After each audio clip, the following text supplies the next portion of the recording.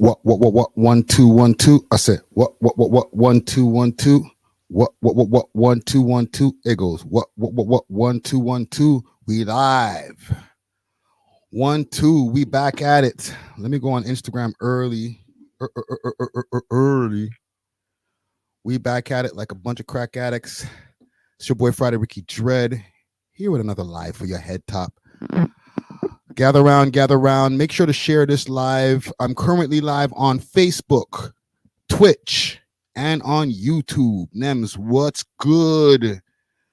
Got early in the chat, you know what I'm saying? Let me make sure that my audio's okay. Audios are crispy. Old John Crow 416 Trackstar Music. What up? Who else is out here? Gucci Ghost. What up? Who's over here on Instagram? Instagram Wagwan. Casino Costa, what up? Pop out. We are live currently on YouTube. Official Sores, what up?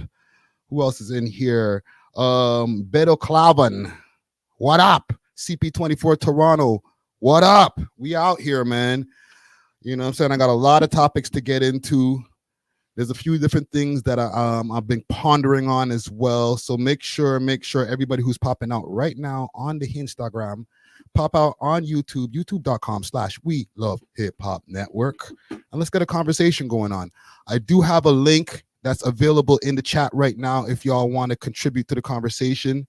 Okay, I'm always welcoming people who want to get in on some of these topics. You know what I'm saying? Who's there who just popped up? PQD, what up? Let me make sure to do some shares also in the background here. I'm going to do a quick share on my Facebook. You know what I'm saying? For the older head, let them know what go on. And then I'm going to go over to X or Twitter or whatever you want to call it now and make sure we get our shares on. Casino Casa said I look fat. I'm losing weight right now on my Prodigy-ish. You know what I'm saying? Don't worry, I dropped like 40 pounds. I'm trying to stay alive. All right, pop out. It might be the camera angle. You know what I'm saying? It's giving me the double chins. But yo, pop out. YouTube.com/We Love Hip Hop. Let's go. Let's go. He said I'm looking fat. Oh, damn. God damn. I thought I was doing all right.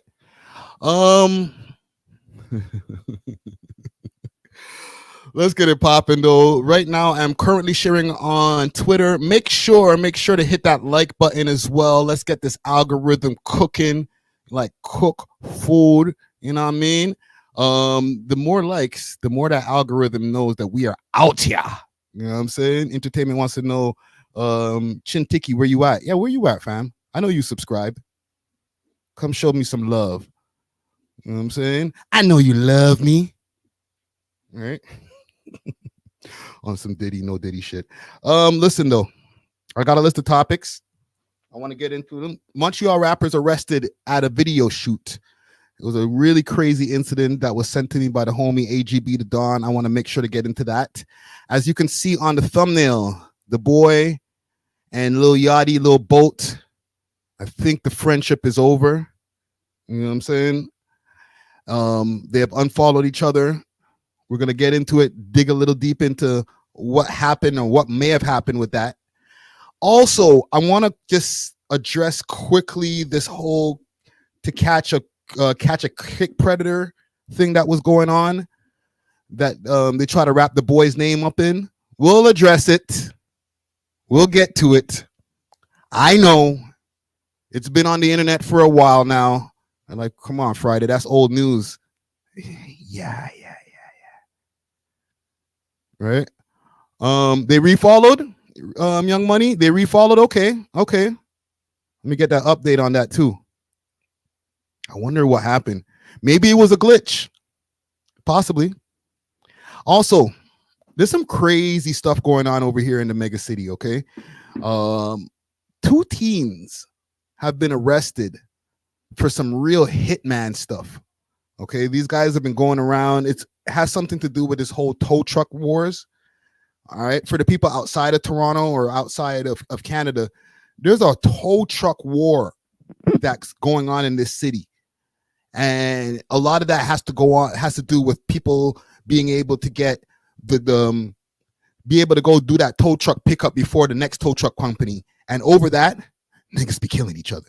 It gets wild, right?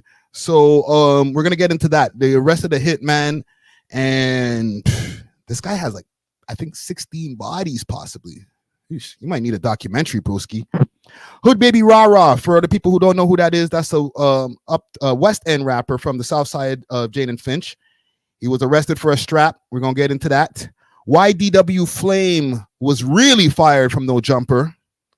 Also, I want to do a quick update on the whole Rockefeller update, the Rockefeller auction that's been going on. The 33.3% of Dame Dash's part of Rockefeller, and that whole auction is actually 5 days away from that auction. So yeah, and Nav divorces from wife, and I got some more topics here.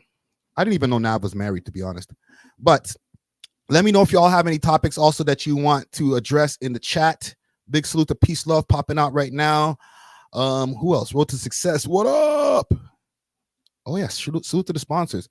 Big salute to Diamond Club, the carrier of cans. Okay, hit them up on their Instagram page, Diamond Club _Canada, if you need some of that good loud anywhere in the country. All right, as well as anywhere in the city. Okay, hit them up on their Instagram page. Once again, Diamond Club _Canada, and use the code We Love Hip Hop if you want a discount. Yo, Josh, just hold tight for a second. I'm gonna let you in right here just in a minute. All right, just want to do some quick housekeeping. You understand? Let me go here to my stories quick fast because we do have an event that is popping off. Let me make sure if I didn't post it, then I'm playing myself. Here we go. Let me stop this right here. Okay, and I'll show y'all on the screen. We have an event going down August 30th. Okay, it's going to be over at the Toronto Collective. Actually, let me chill. Okay, one of the two Toronto Collectives it'll be at, definitely. But we have an event going down August 30th. Okay, it's partially invite. Okay, we have a bunch of people that we're inviting ourselves. They're going to be in the building. We're going to have food, refreshments. It's going to be a vibe celebrating the 500th episode anniversary. Okay, it's a big milestone for podcast period. Far less more than a podcast over here in Toronto to reach 500 episodes. So big up to the We Love Hip Hop Network. It's going to be going down though. There's going to be 20 spots available for anybody who wants to pop out. As far as anybody in the audience, I don't know how many are left. I should check that out. Let me do a quick check to see how many tickets are actually left because we have the Eventbrite up here. Just give me a quick second. Let me show y'all what's going on in here. But yeah, it's going down August 30th. Okay, quick fast. Let me just show y'all the Eventbrite, and I'll put the link after I finish this live here. I'll put the link in the description so y'all can check this out. Okay, the 500th anniversary. Let me bring some people in though. Let's get this popping before we get to our topics. Josh, what up? Yo, what going, bro? I pray. What go on, brother? You're in the UK right now, or where are you right now? No, I'm back in yard. I'm back in Jamaica. I was in the ATL. I was in the A. You know what I mean? In the A. Hold on a second. Let me bring in this person right here. Hopefully he's not trolling us. Patty Mouth, what up? What going on? What are y'all saying, man? I don't know what I'm saying, man. I pray everything good. Respect. Yo, now that before I even get into any topics, and I have some people who are ready to pop out, what do y'all want me to talk about? Do y'all have anything pressing that needs to be addressed that I missed out on the list? People saying Drake fall off because he's not in the top 20. Talk about it. What? Yeah. I did hear about that conversation still. So remind me for check them, sir, because that was the highest recorded in the first week for that week. So what? You fall off or what? Well, they're saying that the 100 gigs, none of those songs they even cracked the top 10 or top 20. Bro, one of them, the highest one is 28, I think. Yikes. 28. But in context, that was the highest for the first week, if you know what I mean. So it may not go to number one, but in that week of all the songs that dropped, you know what I mean? My point is this. Sounds like hope. Keep going. The point is this. One song dropped. The song actually originally dropped on the Tuesday before it dropped on the Saturday. True. Two, I don't think Drake was pre numbers for these songs. I think he just dropped them to keep the crowd moving, kind of thing. You know what I mean? Mm-hmm. And to put in context, that blue, green, red out here in Jamaica is pretty decent. I actually was in the gym yesterday and they're burning that song up. You know what I mean? Oh yeah, So eh? yeah, man. So we ain't that out here, man. But see, these Kendrick fans, yo, even when the whole thing with the Yachty unfollowed Drake, and it's like not even 2 minutes later, I can turn on my YouTube and it's like 100 YouTube videos of, oh my god, Drake and Yachty are not friends. I'm like, oh my god. Hey, the man had the song headlines, right? So he's the headline. You know what I'm saying? I'm telling you, bro. I'm telling you. But what I really wanted to actually talk, this might surprise you, is you had a topic on your podcast 2 days ago, Uh-huh. whether it was Snoop Dogg or I think you were saying something like, is Snoop Dogg or Jay Z more influential, something along that line. Who's more culturally relevant, Snoop Dogg or Snoop Dogg or Jay-Z? Oh, that's a good question. You know, What's your thoughts, Patty Mouth? Who's more culturally relevant, Snoop Dogg or Jay-Z? Man, we're gonna say Snoop Dogg, man. Give me your reasons why. Because we did a whole segment on it, but I want to know both of y'all. What's your reason, and who do you think, Josh? Snoop Dogg or Jay-Z? right now in this very second is Snoop Dogg. Mm. In this very second is Snoop Dogg for sure. I think Jay Z represents leadership in black, no, in business, like as a businessman. You know what I mean? Yeah. But I think Snoop Dogg represents more from the point of view of just tapping into different aspect of culture. Like you see him on sports radio, you see him at the Olympic, you hear him on ESPN, you see him at on what's that show called again? The Saturday night show. I forget the name of it. Um like you see him in different pockets of society, whether that's sports, social media, music, everywhere. So he's touching all the grounds, whereas Jay Z, you identify Jay Z more around business. If And I don't this know if is I'm making any music. sense. Yeah, And like music. executive. Yeah, yeah. I don't know if I'm making any sense to you guys. I hear what you're saying. What are your thoughts, Patty Mouth? Snooper, what's your reasons for Snoop? I'm living my best life. Jesus That's Christ. true. They had to get Snoop on that hook right there. No, but to keep it real, Snoop tapped into a lot of different types of the culture, like the ganja culture. He's stylistically, he's with the, you know what I mean. The ladies love Snoop. They love Jay-Z too, but you don't hear him really lust for him like Snoop. Yeah. For more so for Jay-Z for the money and the mindset. You know what I mean? Yeah. Snoop had a whole PI run for a second. I don't want to use the word, the whole word over here on YouTube, but he had a whole run where he just had everybody believing he was a full PI. He was at the PI awards. You know what I mean? He had his own Girls Gone Wild DVDs. All sorts of shit. You know what I mean? Way For up real. in the, you know what I mean? And even hearing, but the thing is, and I can talk from a Jamaican point because I live out here, so I can say based on what people talk about out here. And here in Jamaica, people will give you Jay Z as the answer, and it's probably because he's closer to home. You know that kind of thing. Yeah.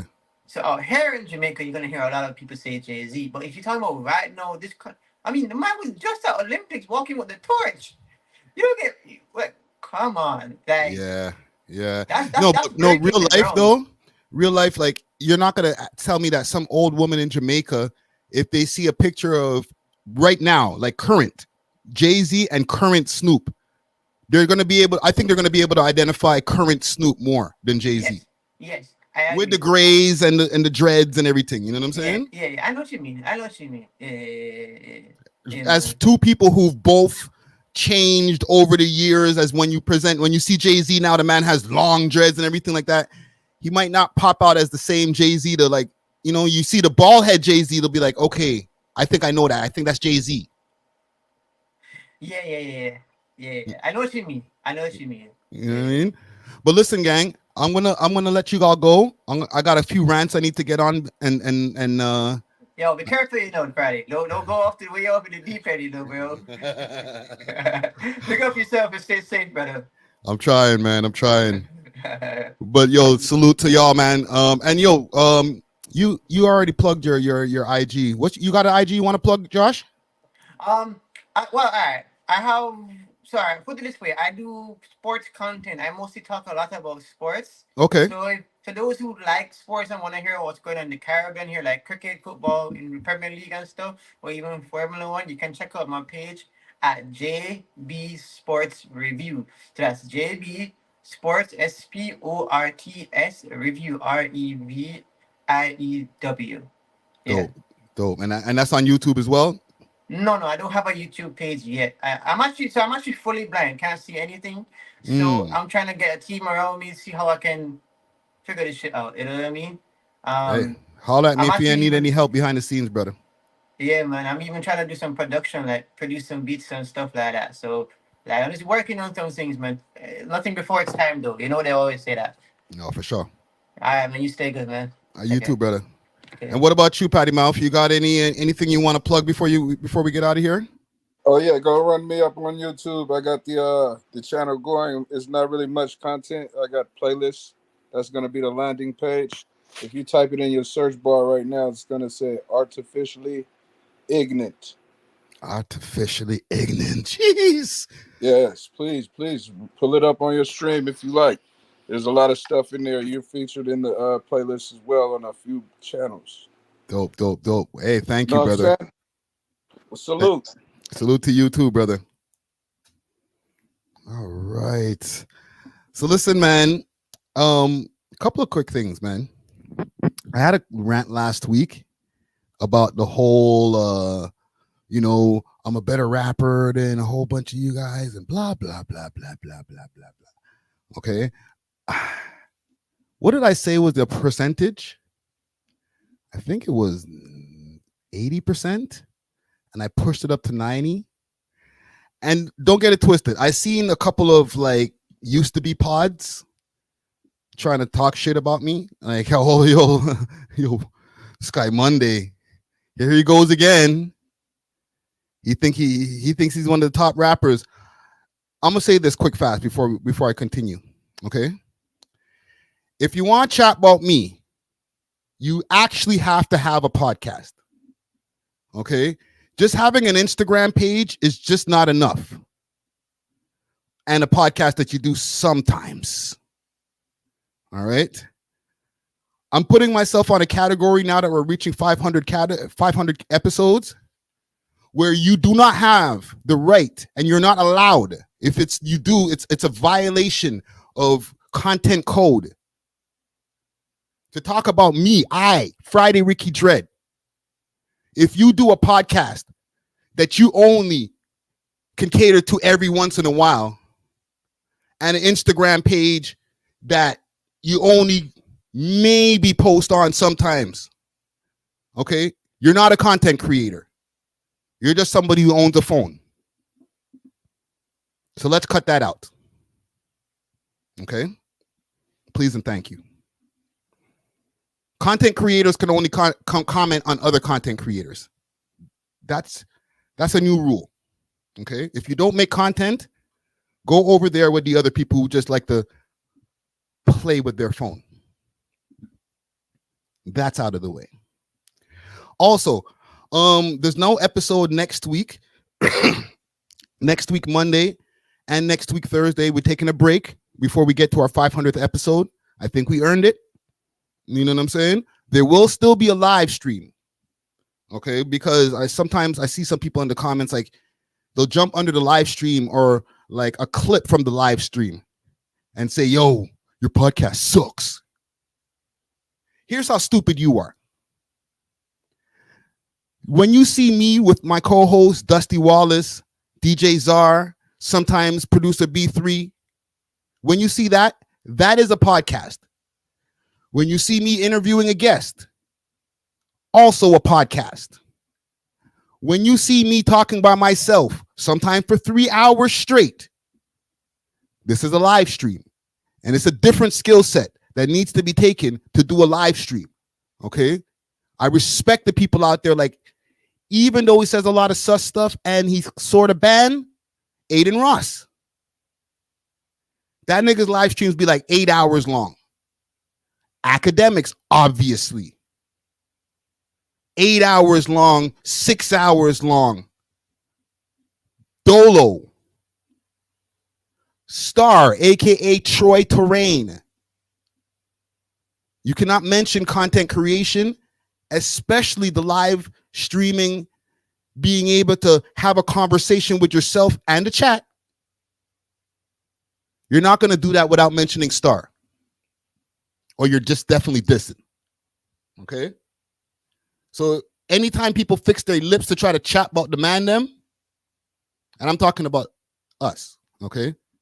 There's no other man them. I don't think that show exists anymore. When you're trying to do that, make sure that you're specific about what you're trying to diss. If you're going to say the live stream sucks, that's fine. That's your opinion. But make sure that you say the live stream sucks or the podcast sucks. Don't twist up the two because it's two different things. Anyhow. See, no, I didn't go off the deep end. It was just a nice, just a little pow. Slight. So let's get to some news. Let's start with this Yachty stuff because I guess you guys are saying right now that these niggas is following each other again. Let me go on to the Champagne Pape's page. Let's see. Let's go on to the Instagrams. Let's start with this because they were saying that Yachty and Drake unfollowed each other. If I go on to, let's go to academics. Actually, we'll go to Keepsakes. I'm sure they have a post about that. Or maybe they deleted it. No, here it is. Just in, academic shares clip of Drake's Super Soak music video on live stream. Ooh. Let's see. Oh, there we go. There we go. There we go. Look. Oh, there we go. There we go. So apparently, this Super Soak song has been causing a lot of controversy. Besides the fact that salute to the truth. She says Friday's saying be specific with the hate. Exactly. Very specific. But with this whole Super Soak song, it's caused a lot of controversy. Besides the fact that the guy who they sampled the song from, they kind of did him a little dirty. Right? So academic says that Drake's leak with Lil Yachty Super Soak is going to be released with a music video, and Lil Yachty will be taken off of the song. Heard it's coming out. I heard it's coming out, people, with a music video. Now, there's some interesting shit going on here. I hear the Super Soak track is coming out. I'm gonna start a poll. Music video included. One caveat. There's no Lil Yachty on it. Which that's a little confusing. But it is what it is. Only confusing because it was Yachty's song initially. Yikes. Drake sent that to Yachty for it to be on Yachty's Concrete project. Heard it's coming out. I heard it's coming out, people, with a music video. Okay, so I don't know how Drake was able to pull that off, if that is true. And I guess from academics, because academics does talk to Drake on a regular basis, and we're going to get to a conversation that he had with Drake in real time about that. With that being said, how did Drake pull that off? If it's Yachty's song, how did he take the song from Yachty and then push him off the song? Okay, this has happened before. Big Page. And listen, I don't know if these guys talked about it behind the scenes, and maybe they said, you know what, you'll be better off the song. Okay, let me start the poll that I was going to start here before we search up anything else, because I'm all over the place today.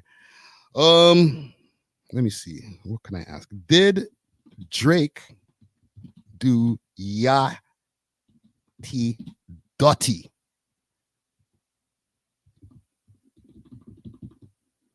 All right. Mad question marks. Did Drake do him dirty?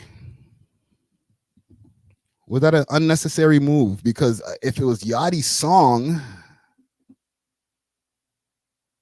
I would imagine that he would like to have used that and make the bulk of the bread rather than including it in Drake's album deal or whatever he's got going on, the $400 million deal. Because keep it in mind that the more songs that Drake releases, the more time, the closer he is to the end of his obligations. Okay, let me see who's following right here. Oh, I can't do the search. Follow. Oh, here we go.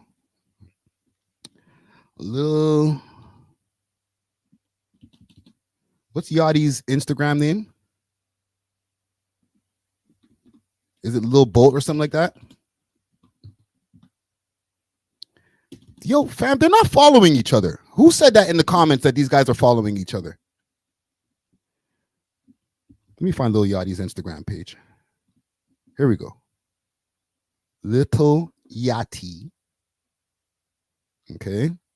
We'll do it like this. We'll do it slow. Pause. We'll go back over here. Bang. There he is. Okay. So they're following each other again. Do we need Yachty on the song though? Y'all heard the Super Soak with Yachty on it, right? Let me see if that's still available. Lil Yachty Super Soak.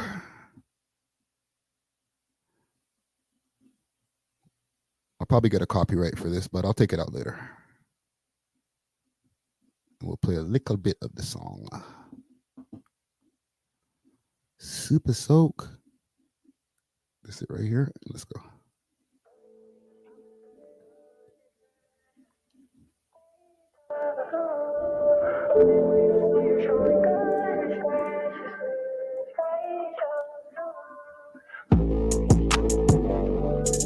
Hey. Yo. Let's fast forward a bit. Actually, let's go to a little bit of the Drake first, and we'll do a quick comparison. I know Cleopatra at the pyramid tonight. Cinderella bands, I got bucket seats inside.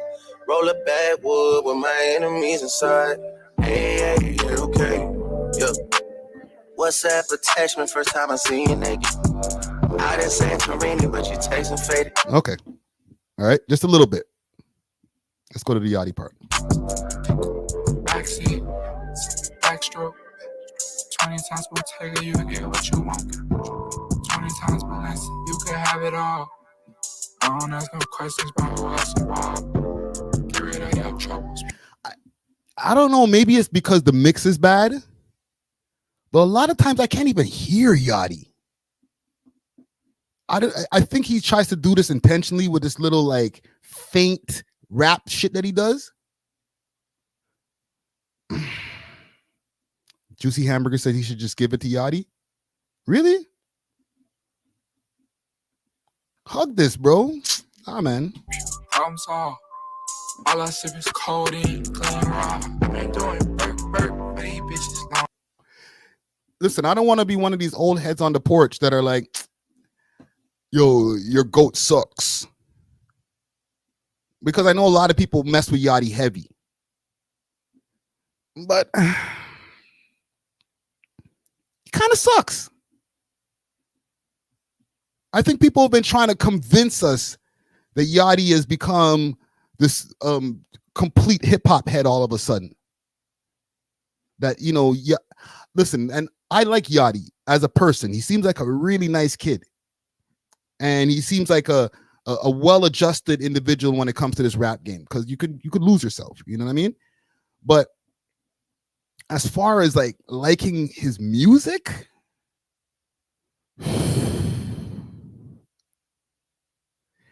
Common Gang strong. And I know we're dealing. No, we got a lot of young people in here. Am I wrong? Have you all ever liked a Yachty song? And if so, tell me which one. Because I think that it might be a conspiracy.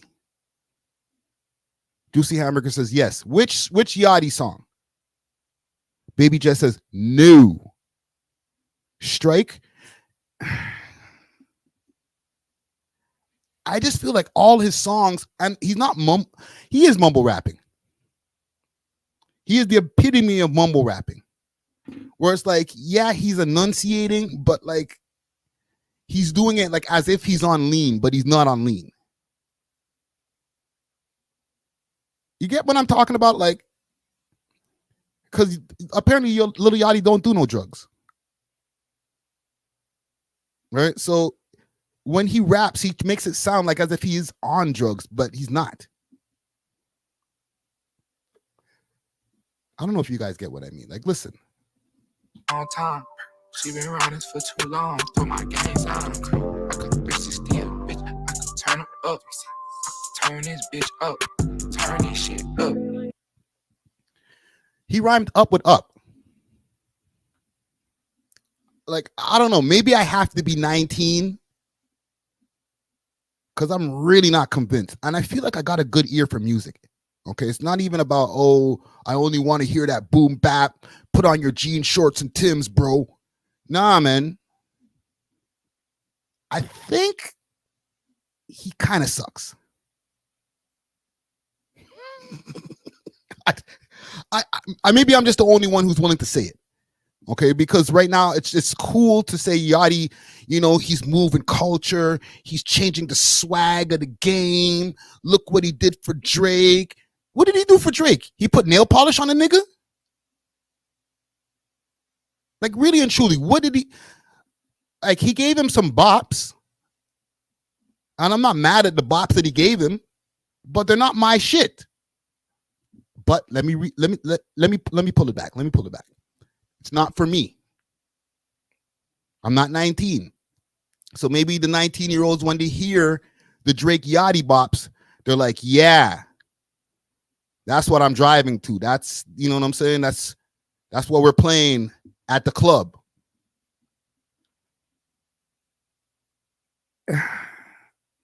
I don't see it.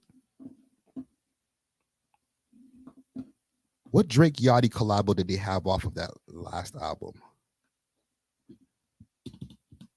Drake Yachty. What songs did it? Another Late Night.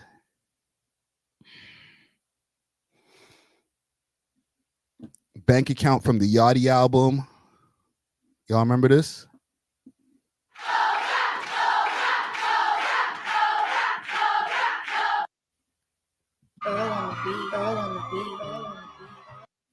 All right, like overseas, I fly you out. Is he tricking? Do she really love me? It's like baby rap. You know what I mean? Like the kind of rap that you can play to your babies and let, you know, like lullaby rap. That's what it is. Lullaby rap. Like, I get it. Kids are not into like super lyrical shit. But come on, has the bar become so low that lullaby rap has been deemed as tastemaker shit? We're not acting like, no, it's good for what it's doing. No, we're acting like this is the move. This is how the culture is moving forward. Lullaby rap, that's where you need to go. Lo-fi lyrics, super dull down, I'm almost half asleep flow, sounding like you drank 10 bottles of NyQuil, but you didn't. I don't know what you were told, but I like Drake sounds like he's awake on the song. Listen. ain't mad at you, baby. If I seen you out, me too, be boy crazy. It's that water filter effect that he puts on his voice. And listen, if Yachty ever sees this, I'm not trying to disrespect you, bro. You're not my cup of tea, bro. So for Drizzy to not be working, and listen, that whole thing with them not unfollowing each other, who knows? Like I said earlier, maybe it was a internet glitch. Maybe there was a problem over there at Meta, and it was like, okay, we fixed it. See, they're following each other again. Or maybe Yachty got pissed. He said, bro, that's my song. Bro, I got a label too. I got a label to answer to. Let me change this poll question here, because sometimes people be thinking I'm trying to get at Drizzy, and that's not true. The poll that I have up here is, did Drake do Yachty Dotty? 61% of y'all say yes. 39% of y'all say no. Well, goddamn.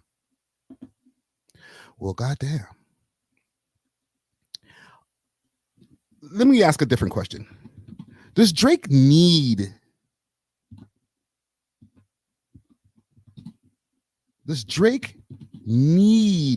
Yachty for sauce? Or let's say swag, because sauce sounds kind of gay. Okay, we're bringing back swag. Because, from all the different collaborations and the ways that, Drake has been talking about Yachty behind the scenes and in front of the scenes and whatever, saying like how he's helped him out with his new work over the last 5 years, I guess we can say, maybe 4 years. Because Yachty's been down since CLB, I think. Is it helping? Like the contributions that Yachty's been giving to Drake's projects and Drake's music and Drake's swag, has it been a W, or we could do without it? Because I'll be honest, I do think it has helped a bit. He's definitely made Drake more palatable to a younger audience. Keep in mind, Drake's gonna be 40 soon, fam. Okay, the nigga's not young. And Yachty's probably like 26 at this point now, 25. Okay, so he might be like, nah, why don't you try wear this? Nah, do your hair with the clips, the hair clips thing. That's swag. Not only are the girls gonna like it, they're gonna talk about this on the internet like crazy. Dark Side, what up? Right? To me, that was good advice. Road to Success says, paint your nails. Do that, Drizzy. That's swag. The girls are going to like it, and the kids going to go crazy. They're going to post it all over the gram, B. Use the one from my own line, my own nail polish line. Trust me, dog. That's sauce. Drizzy like, you sure? Here, take the polish. Man's pulling out the brush. Would you like me to apply?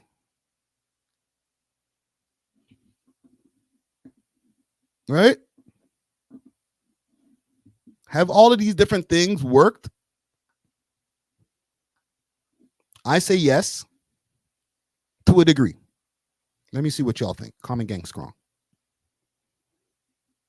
Let me see what the poll said here. Does Drake need Yachty for swag? 33% says yes. 67% says no. Oh, shit. Yo, Down to Earth, pop out. Let me ask you a question. I need your opinion on this, man. Because this has been going on for a while now, man. I can go back into this catalog. The collaboration catalog. Super Soak would have been the newest one. What else do we got here? Don't worry, gang. I'll find some more. Because I know they did more. Jumbotron shit was, they said Yachty wrote that. Or wrote some of it, or helped them write it, or some shit. I forgot what they said.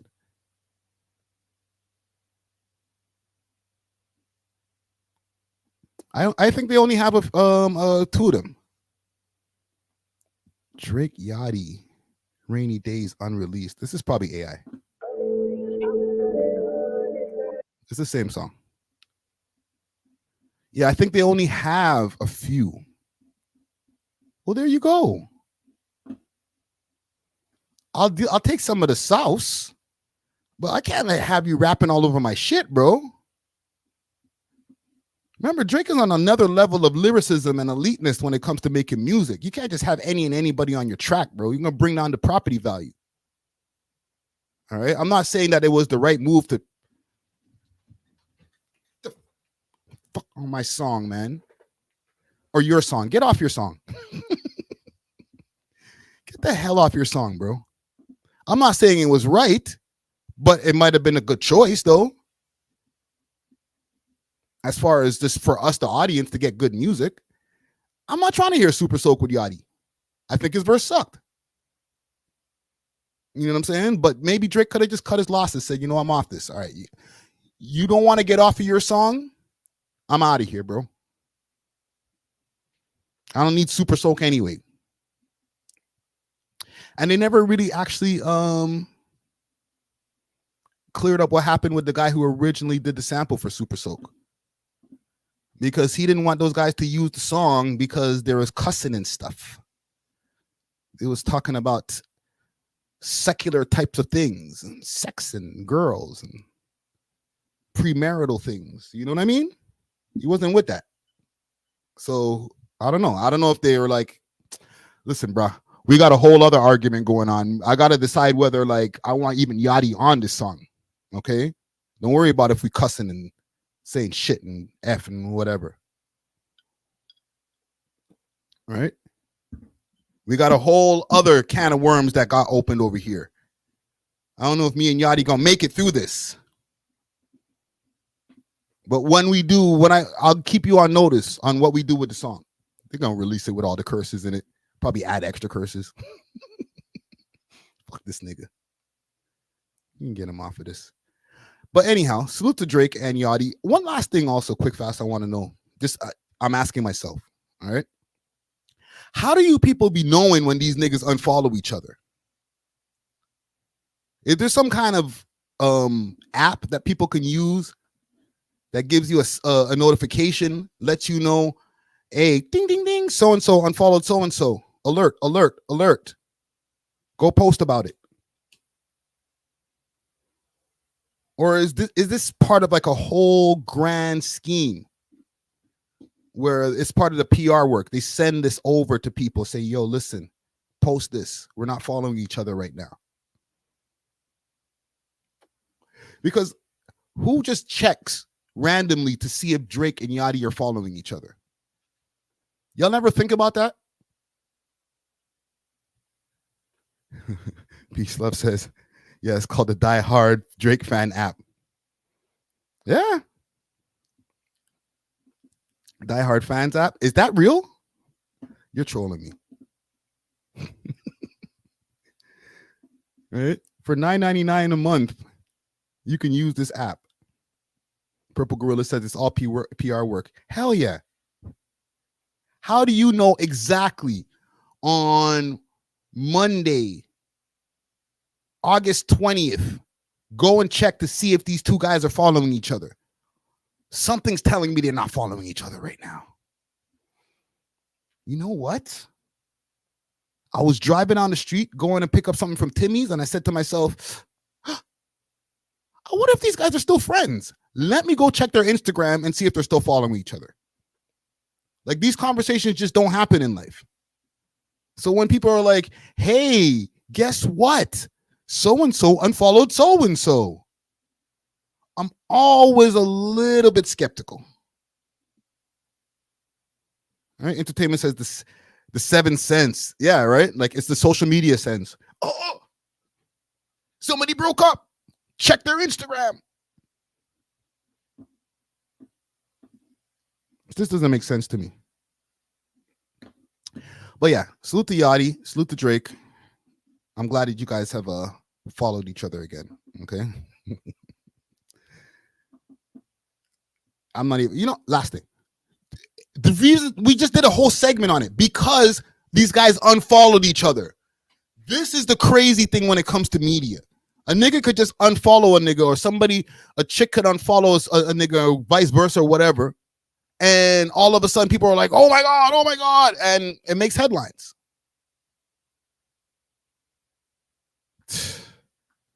I swear we are living in the Matrix for sure. Anywho, staying on Drake. Pause. Let me see if Academics posted a clip about this, because there's been this whole thing, right? To catch. Let's pull this up here on the screen. I think I still got my YouTubes up here. So Drake's name was kind of wrapped up in something a little bit weird.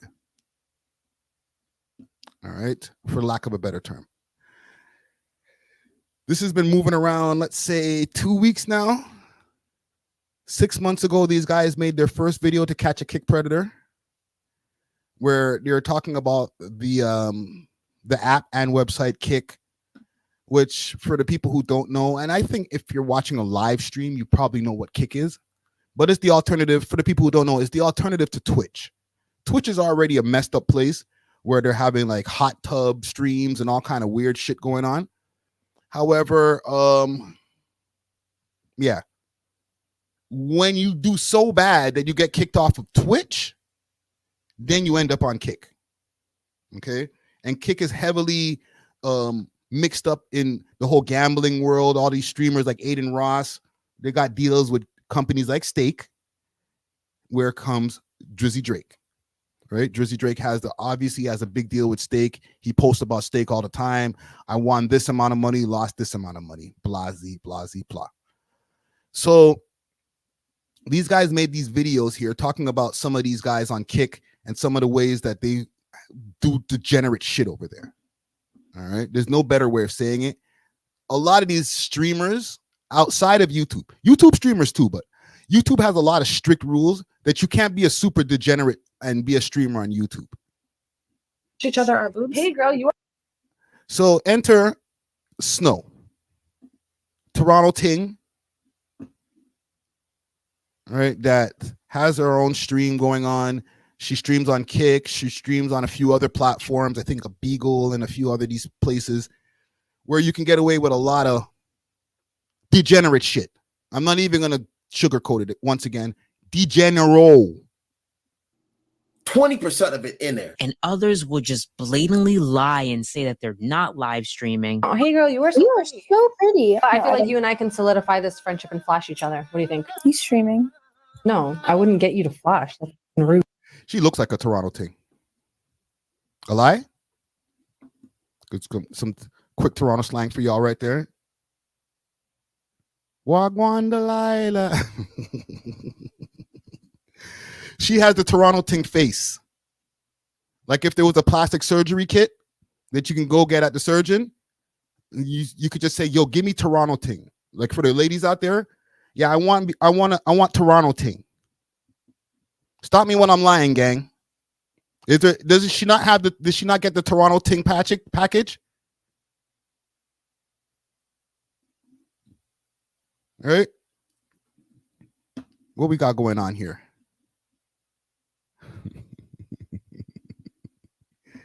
Entertainment says stick to rap and singing ain't my thing. Stop this, bro. Wet it up a little auto-tune. Casino Costa said it's the eyelashes. Thank you. All right. You got Nico in here simping. She's so sweet though. Listen, bro, don't get mystified by the Toronto Ting package. Okay. So she got the Toronto Ting lip job. Probably the nose job, the Toronto Ting eyelash package, and the slick back with the two bang weave set package that she got here. Okay. You may see this package appear on others, like a Lady SB at times, or she actually, Chroma's Chair Girl. Okay,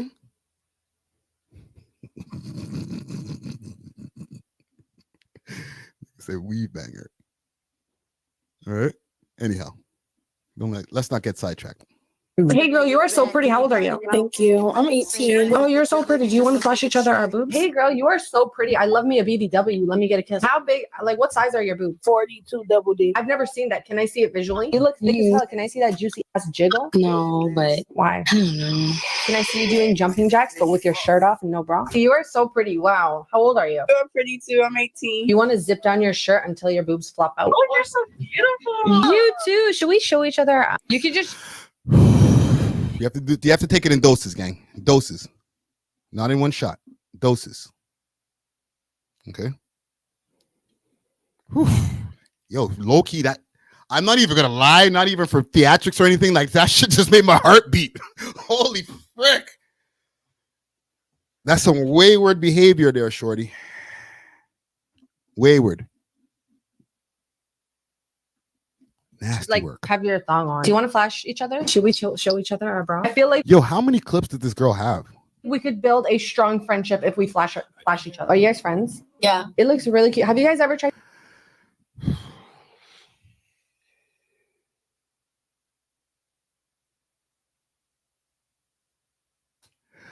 It's hurting my feelings. Making out or compared boob sizes? Do you want to What are you flash doing? each other because we both have some fat juicy boobs? With that. Even the accent, could we just have some fat juicy boobs? I like that. That looked really good though. Can you do that again? You don't even have to show me your nipples. Do you want to flash each other? Okay, first stand up and can I see your outfit? Well, let me see. Just stand. Just stand. And then act surprised when someone actually does it. Your boobs look big. Let me see. Bruh. All right, enough.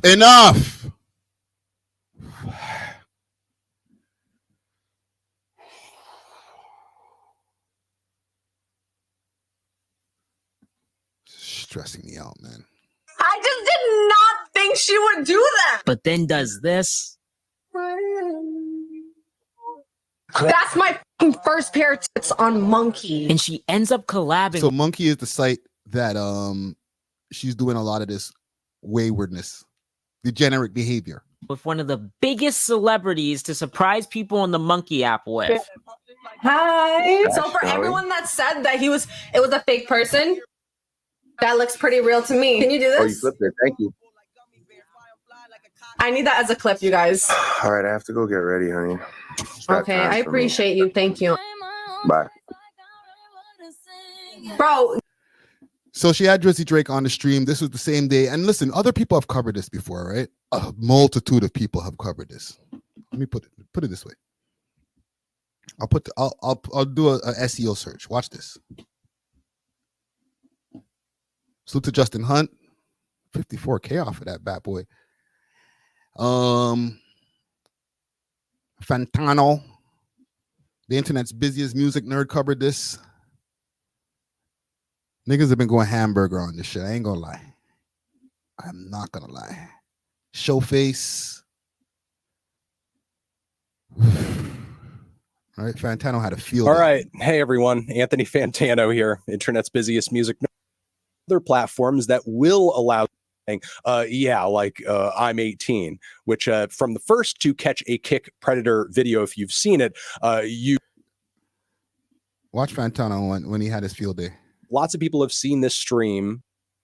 Not much of verification at all. Now, in Something About Chicken's second video on this topic, there was one particular Kick streamer who has dabbled in this content. He has some very interesting connections with Drake, as there is literally a video clip which once whoever sent this guy the video, he jizzed himself when he saw this.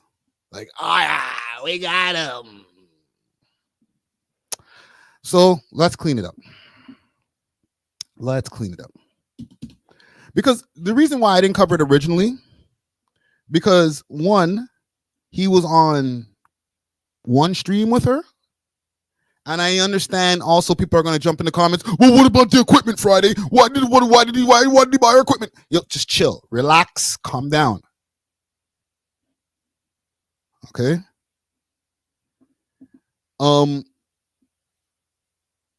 I get it. That looks a little wild too. And here's the thing: a lot of people always, or we've even talked about Drake doesn't support the Toronto scene, and he does actually. He supported a lot of rappers. He's been trying to move around and support content creators as well. Right? Salute to Snow Day. I'm not going to give a salute to Snow with the H because you're doing degenerate behavior. Okay? But the reason why I didn't cover it because there's no case. To me, it adds to the whole witch hunt against Drake. Yo, let's try to find him doing some weird shit. Oh, there we got him. See, Kendrick was right. No, he didn't do anything illegal. He went on one of her streams. It wasn't a good choice, obviously. I'm not going to say, good move, bud. No, it was a stupid move. However, the amount of information now that I've heard now from this academic stream, as far as how much information he knew about this streamer, has now been revealed. Let's pull up Academics' last stream. Here we go. There we go. Found it. They got me feeling like I'm academics. Because while he was researching this thing, and you need to go to acting school. This is kind of weird. This is kind of like degenerate beneath you, blah, blah, blah, da, da, da. Drake is like, come on, nobody cares about him and his gambling deal. I'm sorry. Allow such things, most notable of them being Kick. The problem is, though. So apparently, and I'll get back to right here, while he was watching this reaction, he got a DM from Drake. Dream, right. But this is my homegirl. She is very funny and she's very crazy. She also at one point threw up a post on Twitter. So I realized this was a lot of setting up, a lot of exploring. Why, do you guys like Drake or something? Not necessarily. It's creepy. Do you get what I'm saying? So I'm agreeing it's creepy. Drake being on the stream, I don't think that really gives any credence to say, oh, yeah, that's my homie, and I agree with the creepiness. But I think what this does signal, and I think this is where everybody's waiting for Drake to like it's the ha-ha moment. It's like, yeah, I do think Drake can't use that word Casino Costa. That's a be careful. bad word. Like, unfortunately, some of the edgy things he would do, right? This is like one of the edgy things. Yo, I swear, one time Drake was. This is after Ninja. A few weeks afterwards, he was playing. There's a pro player, or there was a pro player on Fortnite from Canada. The dude used to stream, and he used to pull like 200 viewers. Drake just hopped on the stream and played with them. Never tweeted out, no nothing. And if you never knew, I remember that it just happened. But for him, I think that's Drake, like edgy, keeping his like boots on the ground, kind of know what's going on, tapping in with people. Drake is an internet nerd. He's tapped into everything. Don't ever get that twisted. No matter how famous you are, how much chicks you're getting, whatever you're doing in life, like it's in you. You like to research things on the internet, comment on stuff and think that can never leave. You know what I'm saying? No matter how successful he is. From the time when he was on the Hip Hop Canada message boards, the man was heavy on the internet. He needs to know what go on. Okay. Do y'all want to debate me about this? I'll get on Discord if y'all get on Discord and we could talk about it. Ak was hurt. I knew he knew about this from time too, acting like he didn't. Watch him now. Now you see his head down here. Pause. He's DMing. I'll hit her up and I'll get her on to come on stream. I'll have her talk about it. What? Yo, bro, like y'all are like so out there with it. The OVO goons are gonna get her. I'm gonna start a quick poll, and then we'll get to right here. And it's like a little kid or something like that. You get what I'm saying? Like, I'll be like, oh man, got him. Like, you can't even defend it, right?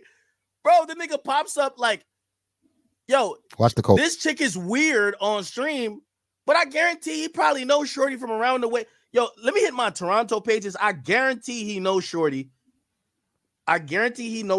Not from her being fucking weird on stream.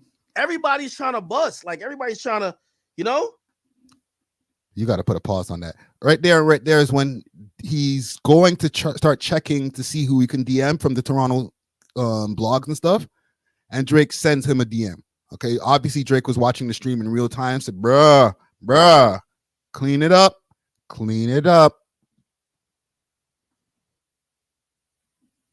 And I'm going to show you all the Kendrick correlation soon too. But what I'm going to ask y'all while he's doing his DMing over here is Did Drake know that she was on this shit? Okay, I just want to know what y'all think.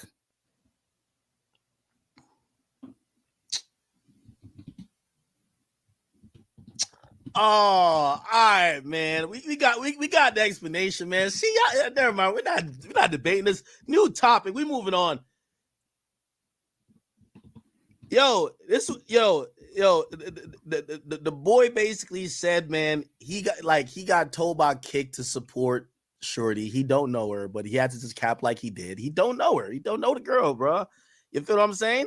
So he just capped like, yo, okay, yeah, I know this chick, blah, blah. But because they just signed her, supposedly. Like, Kick signed her. So Kick signed the girl. Kick signs the girl. Drake is like, yo, they're telling him what to do. Like, you got to, like, getting billions with them. Yo, throw the host to this girl. He throws a host to him. Then he basically, like, gets told, yo, listen, pop in on one of her streams. Bro, he don't know what the fuck she doing. You think, bro, Drake do watch Kai. He watch me. He be watching Aiden. Bro, he's not watching this girl talk to kids, bro. Hold on. We love hip hop too. I'm sorry, bro. Like, I know y'all want it to be true. I'm sorry. I know y'all want it to be true. Bruv. I got it here. Kick told him to support a thing. He ain't know who that was. She was a streamer they signed from Toronto, so it made sense. So he don't even know her really, but she's from Toronto, supposedly. Yeah. Come on, bro. So there we have it. Okay, as far as the explanation for why he's on this degenerate thing stream, because he was on the one stream, right? And he probably didn't even buy her the equipment, because that was a part of the whole thing too. Well, he bought her like $5,000 worth of equipment. I'm sure Kick bought her $5,000 worth of equipment and said, hey, let's make it like it's from Drake, because they're all in business together. Now, was it a stupid move? Yes. Maybe having the team do a little bit more research on some of these streamers? Yes, that could happen. However, and listen, people are going to be like, oh, here comes the cope. I can see how that can be overlooked. Oh, yeah, Toronto thing? Okay, she's streaming. All right. Yeah. I'll jump on the stream. Soft. Right? Like, these people are giving this nigga millions of dollars a year. Sure. I'll jump on the stream. Yeah, you want me to do that? Okay. Let's check on this Not Like Us thing, because people keep on telling me there was a little jewel in the Not Like Us video that they were saying there was some kind of monkey thing. Gang, put me on. Right? Is there what scene with the little monkey thing? Is it the scene where he's doing the push-ups? Because if that's the case, this nigga's a stalker for real. Let's go to, is it here? Right here. I'm young. You better not have.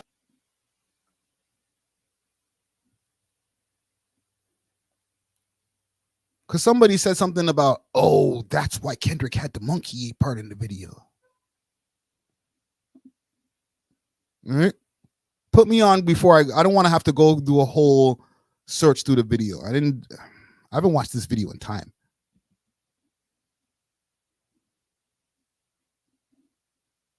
What is it at now? 111 million? Jesus Christ.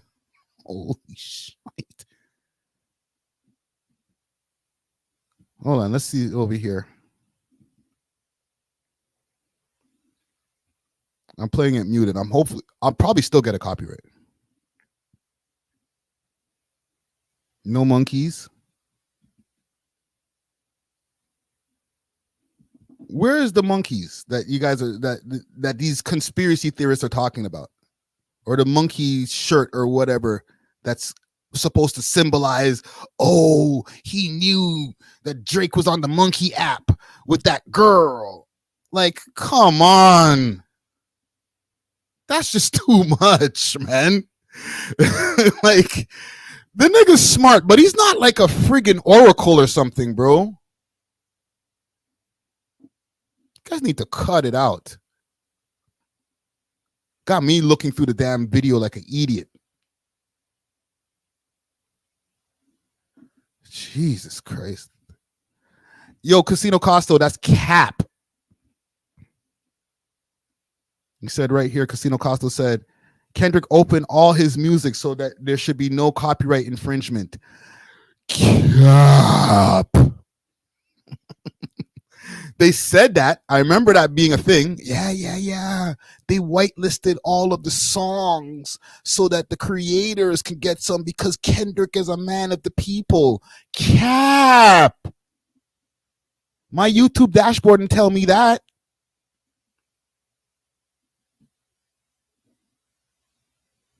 Okay. I didn't get that the notification on my YouTube dashboard that says, oh, not like us, copyright. Would you like to remove that from the video? Yeah.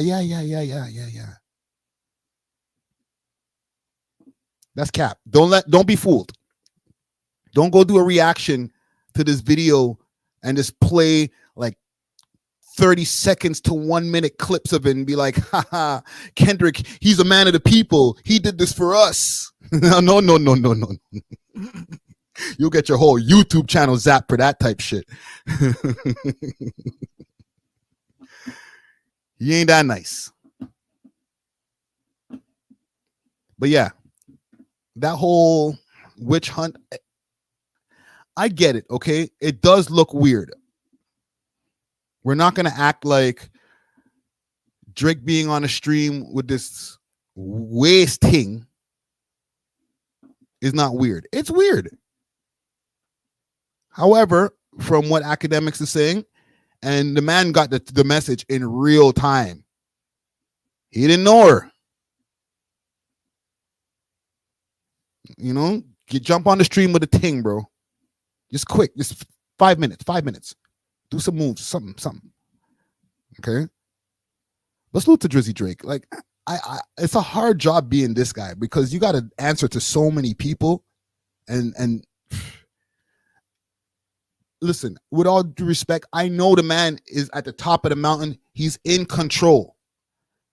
But when you are at the top of the mountain and you signed all of these different deals that you signed, whether it's with Universal or whatever the label that he signed through Universal, right?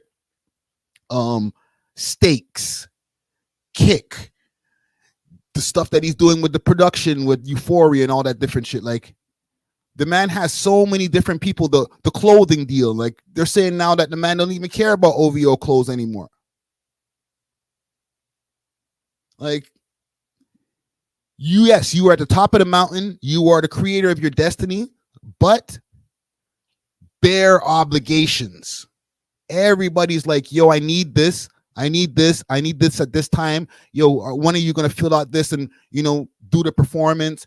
You know, can we get some more music? What's going on with the show? Like, bruh, I didn't know the girl, man. Okay. So Kendrick fans, y'all can get in the comments, be like, yo, it's Friday, aka Glock 3000. Yeah. Okay. Ain't nobody talked about your GOAT in a long time, B. Tell him hurry up, fam. All right. Anyhow, we'll move on. I wanted to just jump into this quick thing here I skipped over with the Montreal video shoot. This is one of many video shoots that have been now shut down due to man's pulling out the sticks. This is from 3 days ago. Hold on, let me go onto the page so I can get a bigger look. MTL only, salute to MTL only with this post right here. Here we go. So, Montreal video shoot gets shut down by police for weapons possession. Let's get some volume here.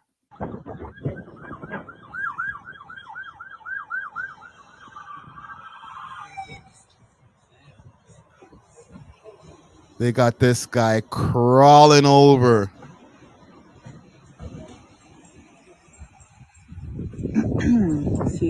Yo, that's mud. Where is this? Hotel Saint Jacques. Ah, NDG.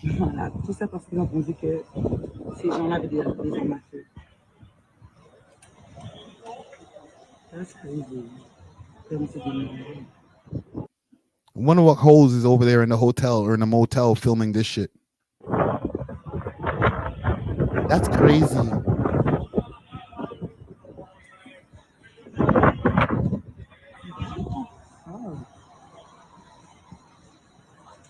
Yo, look how they have this man crawling over here in the corner. I've never seen that one before. That's crazy. Extra. Yo. They got this guy doing push-up walks. They are so extra. What if he wasn't in shape and he couldn't do that? Like, bro, I'm tired, man. Drop and give me 50. Holy shit. Montreal police got some weird tactics.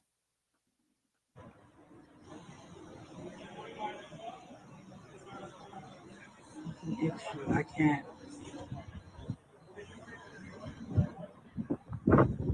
What did these guys see? They must have seen some big burners. Must have seen the Draco pop out in the music video. These niggas is, you know, all the music all sound the same.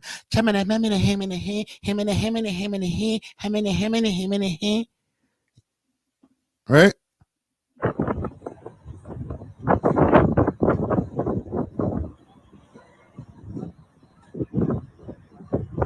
Or maybe in français, he. All they trash rap be sounding the same. Is it worth it, bro? You pulled out sticks and the song's probably trash.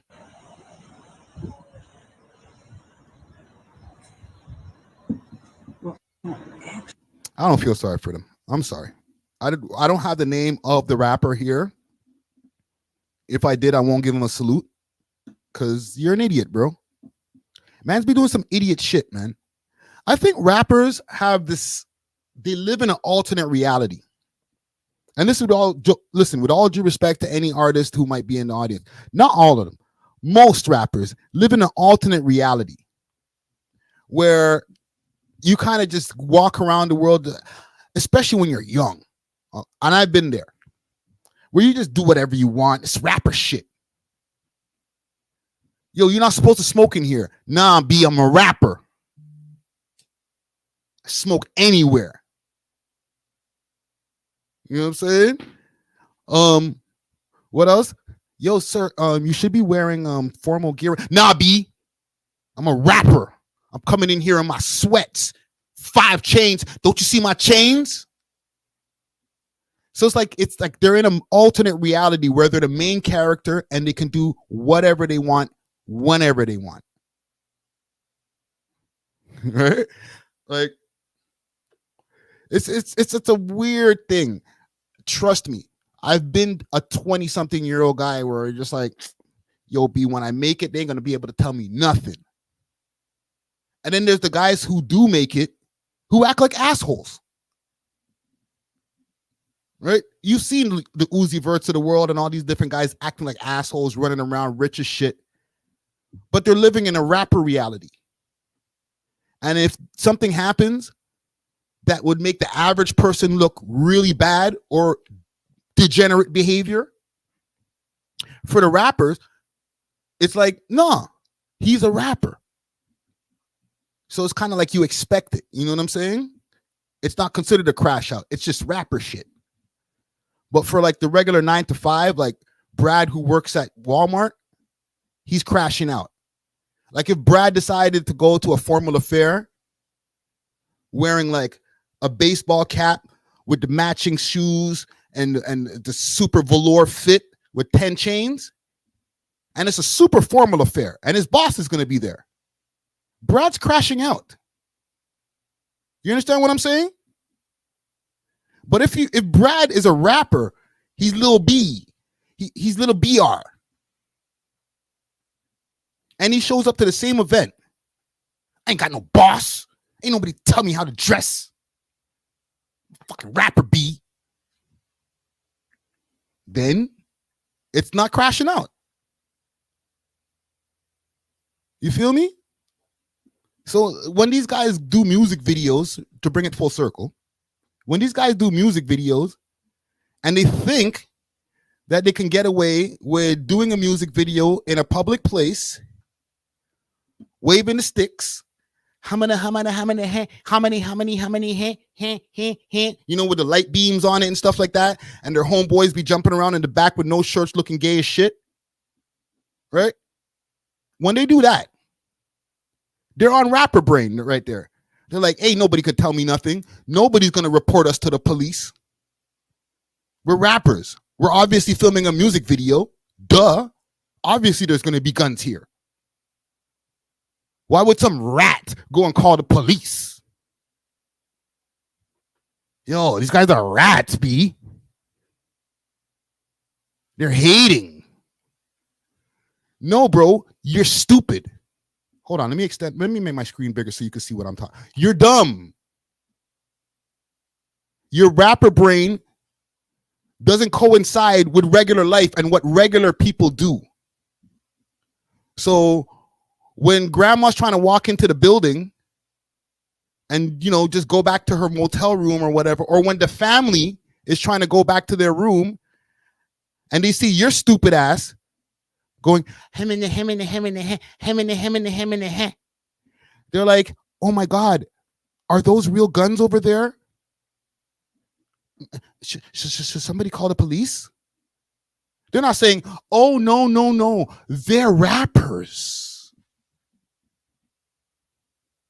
They're just shooting a music video. Obviously, there's guns there. Just go back into the room, Charles. It's okay. Don't be a hater.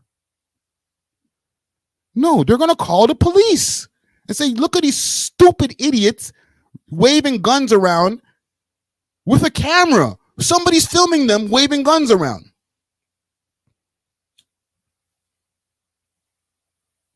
Right? It don't make no difference. There's a cameraman there. Who cares? Call the police. There's 3 individuals with guns. Maybe I'm just getting old, but I'm okay with it now. I'm not a snitch. Okay? I'm not saying these guys are over there doing a crime and one of the guys out of the guys doing the crime said, nah, he did it, and try to save himself. That's snitching. Okay?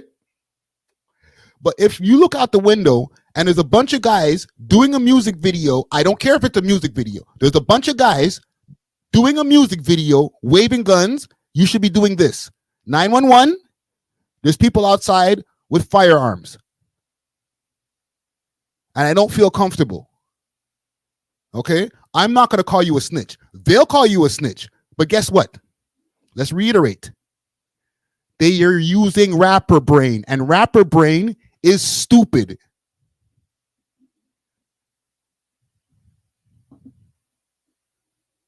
Okay? It's fine. But just know that they're not using the regular brain. A lot of times once they retire, they're like, damn, I used to do a lot of stupid shit when I was trying to get on. But in the moment, and listen, I'm telling you this as a rapper, as a former rapper. Okay? When you're in the moment, your brain is so clouded with trying to get on. You're like, yo, when they see this music video with all the guns, B, we are going to take over the city. Montreal is mine. Wait till Drake sees this.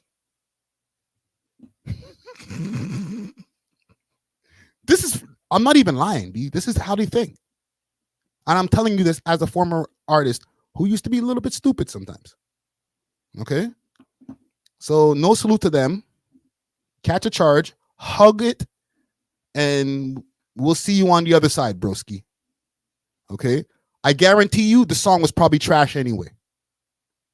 And I know these niggas gonna hit me up. Yo, I saw your segment Friday. Yo, qu'est-ce qui se passe Friday? Yo, Friday, what are you seeing, man? Why you diss us, man? Yo, shut up, bro. Your song was probably trash, bro. Don't talk to me, bro. Don't DM me. You're not a content creator. Anyhow, let's move on. Let us move on.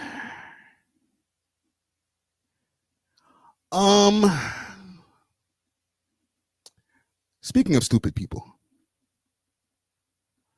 Actually, yeah, let's do this. There's these teens that have been running around murking people. Okay, we're gonna get into some true crime for a quick second. None of these niggas rap. Okay, so don't tell me, yo, Friday, what does this have to do with hip hop? Nothing. Well, they might rap. They probably rap. So, Project Beacon, 2 teens charged with M amid tow truck violence probe. And there's a clip that I was watching earlier, courtesy of the Toronto police. They did a press conference. So I'll read this quickly. Hopefully I don't botch it up. A 15-year-old and a 16-year-old face first-degree murder charges as the result of an ongoing investigation into a tow truck industry violence. 4 arrested, also including 17-year-old and a 31-year-old, were announced on Wednesday as a part of Project Beacon, an effort from the tow truck task force formed in late June. Okay, now the arrest follows 43 tow truck related shootings, 43, okay, tow truck related shootings in Toronto this year. The arrest announced by Toronto Police Chief Myron Blasey-Blah, flanked by Staff Superintendent Joe Matthews and Staff Superintendent Kelly Skinner. A common thread is the money, Matthews said.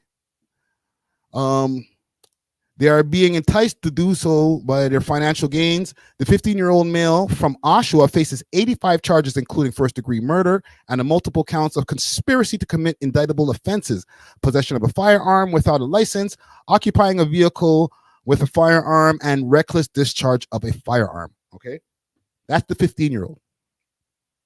The 16-year-old male from Stouffville also faces first-degree murder charges, as well as multiple other charges, including conspiracy to commit indictable offenses, possession of a firearm without a license, possession of a loaded, regulated weapon, and reckless discharge of a firearm. The 15 and 16-year-old were found with a Glock handgun when they were arrested on July 15th. Okay, their alleged victims was Sukun, I'm not going to read this name, 28 of Pickering, who worked with the towing business and was not known to police. The gentleman was shot to death on July 6th at the Warden Avenue and Ellesmere Road area. While the police announced the details to this project, the 16-year-old sat in the downtown Toronto courtroom applying for bail. Members of the homicide victim families sat on the other side of the court listening to the 4 processed. Now, okay, hold on. Let me see here. So the 16-year-old was previously charged with assault in May of 2022 with the assault with the weapon, with allegedly using a pellet gun to shoot another youth in the face, according to the source, okay? Because he's 16. He has completed grade 11.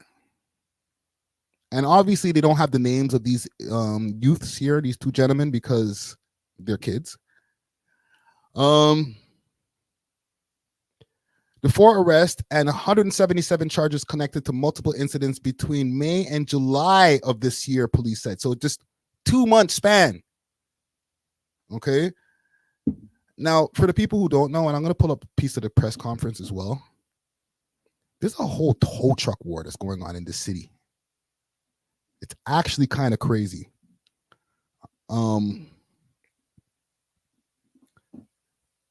Like these guys are warring over getting, I guess, customers. And I'll play a little bit of the press conference. Let me see if I can find that quick fast. Here we go. Well, as the exploitation of youths and other alleged offenders. You also hear about our efforts to address and prevent youth gun violence. I will now turn it over to Staff Superintendent Joe Matthews for more information on the investigation. Thank you, Chief. Good morning. The Toronto Police Service Homicide Unit has arrested both a 15 and 16-year-old youth for first-degree murder in a tow truck-related homicide that occurred on July 6th. 28-year-old Sulak Shan Selvasingham of Pickering R.I.P. was shot repeatedly while sitting in his car in the Warden and Ellesmere area. The suspects fled, and the victim eventually succumbed to his injuries.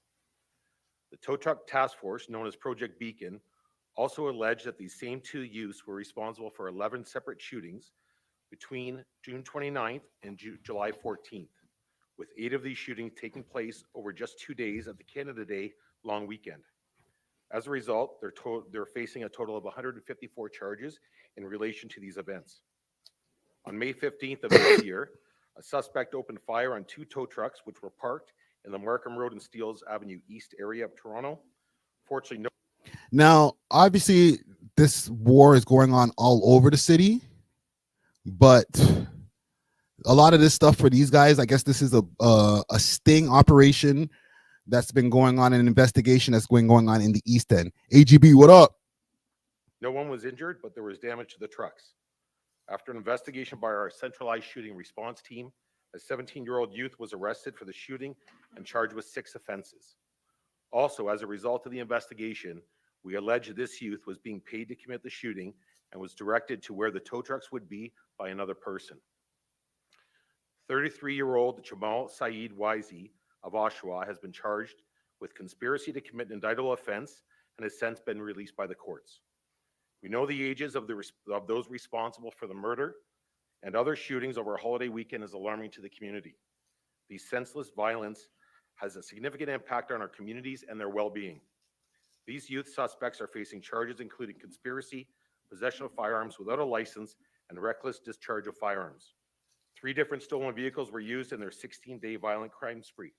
The youths were arrested on July 15th after Ontario Provincial 3 different Police officers vehicles observed them in a stolen vehicle and were able to stop them. During the arrest, they were found to be in possession of a stolen Glock. At the time of their arrest, one of the youths was on a release order by the courts not to be in possession of a weapon, and the other was on a weapons prohibition. We've been working with Durham Regional Police, the Ontario. So these guys already had weapons charges, these 2 kids.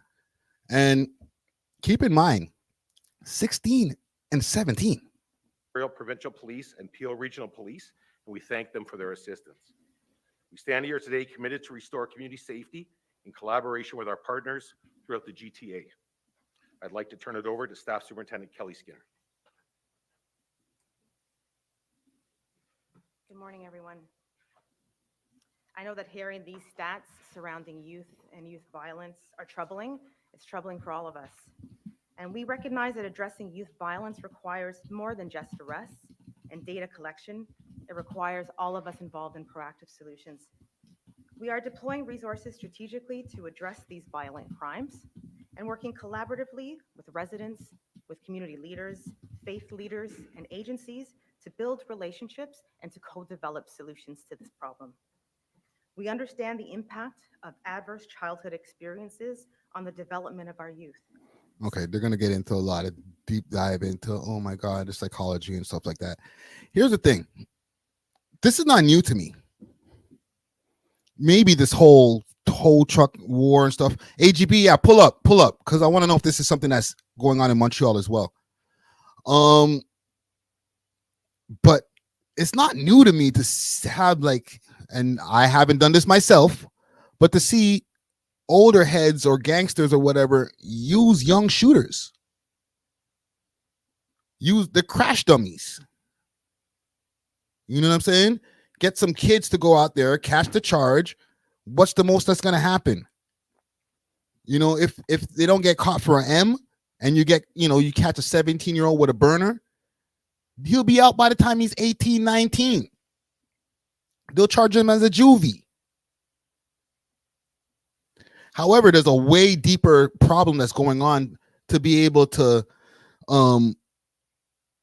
just take it to that level. There's a lot of their frontal cortex has not fully developed yet. So they're learning how to be little demons before they could even grow up. Road to Success wants to know what's her IG. Look at her hair properly laid.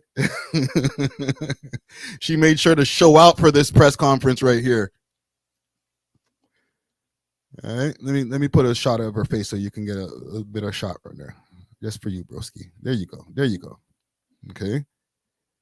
Look at her face. Beat to the gods. This is her time to shine. Cops are clout chasers too. Don't get it twisted. This is her promotion time. You feel me? But the whole thing with young shooters, that's nothing new. That's old news. Okay, salute to old John Crow. He said old news, facts. Right? But as far as this whole tow truck wars, and probably somebody gonna hit me up later. Yo, bro, shut up about why you always talking shit on your stupid podcast. This is alive. However, this is the thing in Toronto. Niggas be bucking over tow truck fares, B. And I get it. I guess if you're gonna be in an organized crime field, it's all about the money in the end of the day. Somebody breaks down on the side of the road, you're getting at least $150 from that one person. Right? Like the average cost of a tow.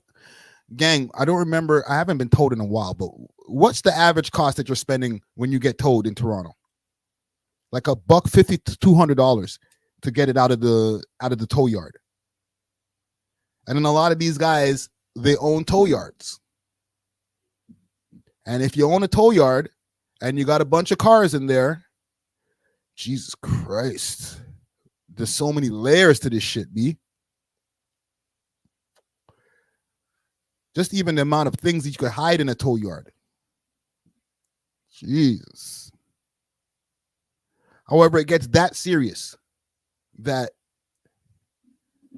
people are willing to take somebody else's head off to make sure that they're the main tow company in the area, in the city. Like, it's really that serious.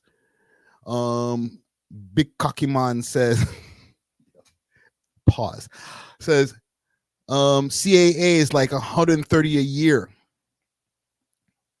That's 130 a year for CAA so that they can do roadside assistance, right? Right. That's for in addition to your insurance, if I'm not wrong. You know what? I'm in front of a freaking computer. Un momento. Let me get a screen here so I could look up some shit. Let's look it up. Because it's obviously worth it for these guys to be like, these guys are drillers. They're hitmen for hire. But because of tow truck shit, I'm sure there's some drugs, extortion, prostitution, whatever, all in there too. Okay. Tow truck price. Let's do this. Near me. Okay. I'm in the ends. I'm in the boroughs. I'm scared to look at these companies now. Now, when I look at all these companies on the screen, I'm like, which one of y'all the mobsters? Which one of y'all is the killers? AGB. What up, fam? What's popping, bro? Truck war in Toronto. Is that what's going on? There's fam, this has been going on for years. I know. I've obviously known about this. This is one of the most interesting things ever. I don't know why the government just doesn't get a handle on this, but do you think that the government can, like, what? So the government like takes over tow trucking? I mean, they could just do that, or I mean, like, there's so much shady stuff going on. You're telling me they do all these drug raids and stuff all the time. They couldn't go raid a bunch of these businesses. They did. They just did. They got 2 kids, 16 and 17, that are out there murking down everything, bro. Well, yeah, and like, okay, so the first time I went to Toronto when I was younger, I remember one of my older cousins telling me a story, and he was like, yeah, he's like, sometimes if you get like into an accident or something here, like, it's not uncommon for the tow truck drivers to get into a fight and shit like that. Oh yes, I've heard about that. I remember just thinking, like, what do you mean get into a fight? Yes, 2 of them pull up at the same time and they're like, yeah, you said they'll like try and like steal it. It's like that was like one of my first times hearing about it. And I was pretty young, bro. So this has been a thing. Probably there's been issues for a while. Apparently, I don't know why it's like that though. I don't think it's like that here. are you sure? Or maybe they're just not covering it, man. Wait, hold on. I'm sure there's beef between tow truck guys, but it's not to like if it was to this level, I would know about it. If it was anywhere near this level. Every tow truck guy I've ever dealt with in Quebec is like an old, really nice gray-haired man who speaks like very, very little English. Okay. That don't mean, and then listen, same over here. Don't get me wrong. I've had a lot of young tow truck drivers, and I'm not saying, and they've all been great. I'm not saying that any of you guys are with the shits. Right? I mean, they might be. They just tow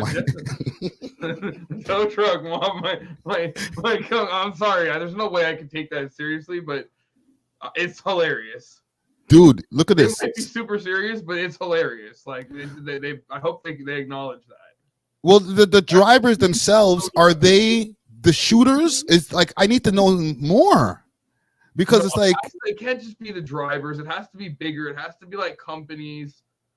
There's probably a loophole in some law somewhere where they're like fighting over some. I don't fucking know, bro. I've never heard of anything like this to this level anywhere else. I'm going on this site here, Quality Towing, and like every page that I go on, I'm like, am I looking up a mobster's page? I'm scared. Let's call them. I'll call them. We'll ask. We'll do a. You want to call one? Sure, give me. Oh, what are you gonna ask them? Well, I don't know. Ask them if they work for. What's up with the? No. What do you mean? Don't do that. What are they gonna do? Come and kill me? Number. They don't even know you at all, bro. I'm calling. No, bro. You got to find out price. I want to find out prices. Don't ask if anybody's no mobsters. Just find out prices. Okay, let's go to this one here. Fast Towing. Phone number is right here. 647-945-8095. And just find out how much it is to get a tow from downtown. 5. Yeah. Okay, so you're gonna. I don't know these geographic locations in Toronto. So you're gonna have to tell me what to say. To go from downtown, right downtown Toronto, to McCowan and Eglinton in Scarborough. So from downtown Toronto to McCowan and Eglinton. McCowan and Eglinton. All right. Okay, no, let me make it easier for you to remember. Kennedy and Eglinton. Yeah, that's easier. Let's do that. Let's do a quick experiment because I just want to see if it's really like for the amount of it costs to do a whole thing like that to get a tow. It might be worth a body. I'm not trying to incite nothing, but I'm just saying. They might not answer. They might be watching. Put the mic to the phone. That's theirs.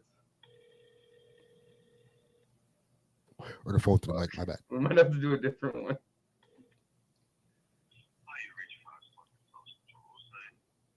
Okay, well, they're not at work. Go find another one. Let's find another one. I need to know the prices, bro. Because like these guys are like murking each other over this. Like, Jesus Christ. Let's leave this one alone. No, most people just have like CAA. Yo, I just gotta chill up my spine, yo. You know what? Let's leave it alone, bro. Truck drivers are gonna come tow your car at night Friday. It's gonna be gone. No, fam, because I'm gonna need listen, knock on wood, that I'll never need a tow again. Worried about these things that you say on here. Y'all worried about tow truck drivers, brother? They're in the news already. They're not worried about you talking about them. Really? Are you sure about that, bro? I don't know if you ever seen my DMs. I get it with like rap and stuff. Like no, not just rap, bro. I've talked about a lot of things on here. Tow truck drivers in your DMs, bro. I guarantee if we go too deep into this shit, somebody will holler at me and be like, bruh, I seen y'all talking about the man them, bro. Calm down. But let's prod just a little bit more. Okay. All right, 647-557-5021. And it's from downtown to what street? Kennedy and Eglinton. Kennedy and Eglinton.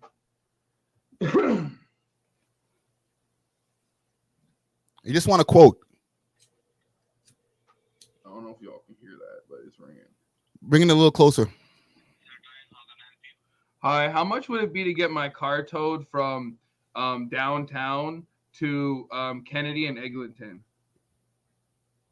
Can you give me like a rough estimate? Sorry? Hold on. What's the location I'm at right now? Right now, it's like I'm at the Eaton Center. The Eaton. Dundas and Young. I'm at Dundas and Young.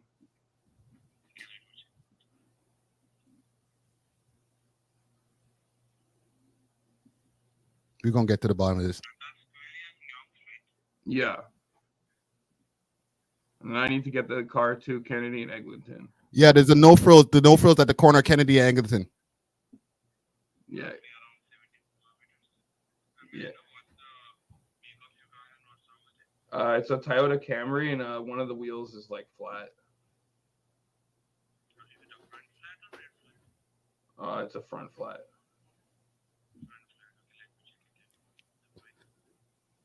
AGB's getting the Oscar for this one.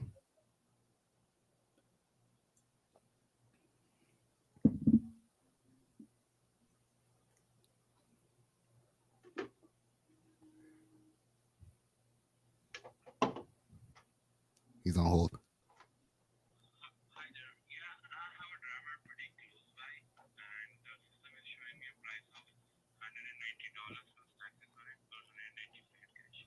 So you said 190 in cash?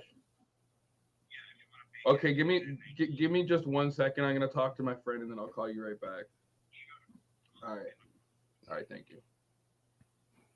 Boom. So 190 in cash or 193 if you pay not cash. So they want cash already. I don't know.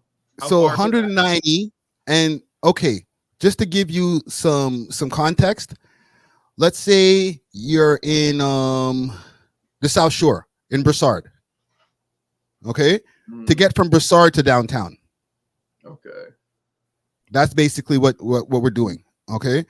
So $190 to get from downtown to, like, let's say Eglinton and Kennedy, and there's probably going to be additional fees for kilometers, different things like that, just in case. But you could probably give them 190. You're good, right? Cash. Do that 5-6 times a day. That's $1,000 for that one truck. Yeah. Is it worth a body? I mean, because these guys are catching bodies for this shit, bro. I mean, listen, that's okay. So it's $1,000 a day, but you also got a lot of expenses there. But I don't know, like, I guess people have caught bodies for less. Definitely a good job. I wouldn't recommend getting involved in it if you're having to do all that. There's easier ways to make $1,000 a day. Yeah, bro, that's what I'm saying. It's like, as somebody who's been on road, okay, like I'd have to hook up a whole truck to my a car to my thing, and get it to the location and all that, to get $190, of which I don't know how much the driver retains. Okay. Should I call him back and ask him? No. That's that. Funnier questions if you want. Then the jig is up. But let's conceptualize this for a second, okay? And let's just be real about it, because as somebody who's been out here, interview him.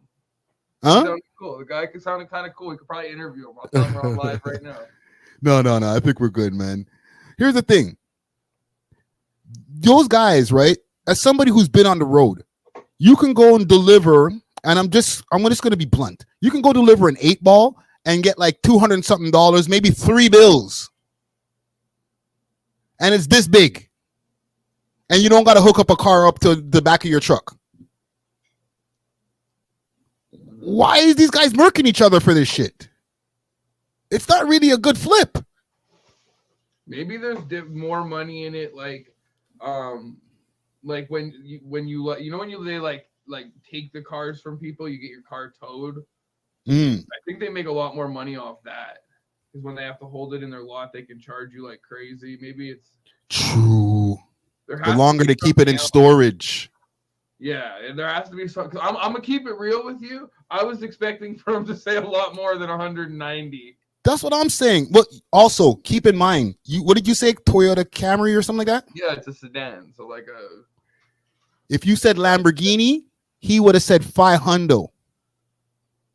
Yeah, I should have said something more. Yeah.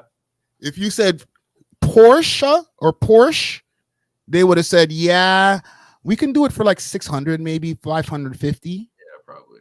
Definitely would have. You get me? Yeah. So, okay, I think I'm a little bit back on track. Think of a car on the spot, my dog. No, because I'm just trying to think of the cost benefits of it being that serious, where you got to send out little shooters to make sure that your tow truck company is the biggest one. I mean, maybe like the leaders of these like tow truck gangs or whatever they're called have been listening to too much rap music and applying that. Like, I don't know what else to chalk this up to. Like, it's a bit much. Like, I don't know. The comments are saying different though. Some people are saying like Entertainment just said right here, sometimes they keep and sell the cars at an auction. Yeah, there's for sure more money in it than just towing cars across town, because nobody's shooting for that amount of money. There's got to be more money in it. That's what I'm saying. And I've never looked into this, bro.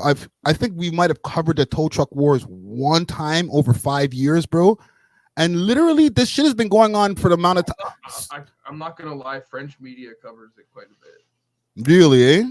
Yeah, they kind of like it as a way to like make fun of Toronto and stuff like that. That's how I know about it. I remember like as my parents as kids watching stuff about. It wasn't really tow truck wars back then, but it was just how bad they used to have like news episodes of like how bad tow trucks were in Toronto. The only thing that made me decide, you know what, I need to just maybe cover this a little bit is when I seen they had a 16-year-old and a 17-year-old shooter. I was like, oh, you guys are just going crazy out here. Yeah. You know what I'm saying? Bro, like, it's just, I don't know. When people like, when I say the rap music thing, I don't necessarily mean rap music. I mean, just they get that dumb shit in their head and then they start acting on it, you know? Listen to too much drill. Yeah, like, I mean, we've all been there. You get hyped up to a song and you want to just go do something, and you might start thinking your tow truck business, you're a little more like the mob now, you know, like right. heat out of the back too. So now, you know, it just, then you start leveling up, and then somehow you got kids shooting someone. Here's what I think. I don't know.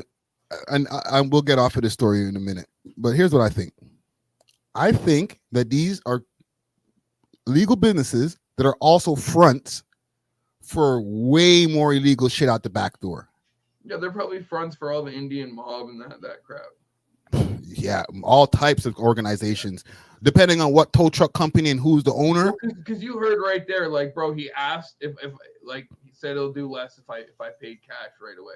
Right away, when companies are doing that, when they want the cash, you know that they're not straight up with their books and everything.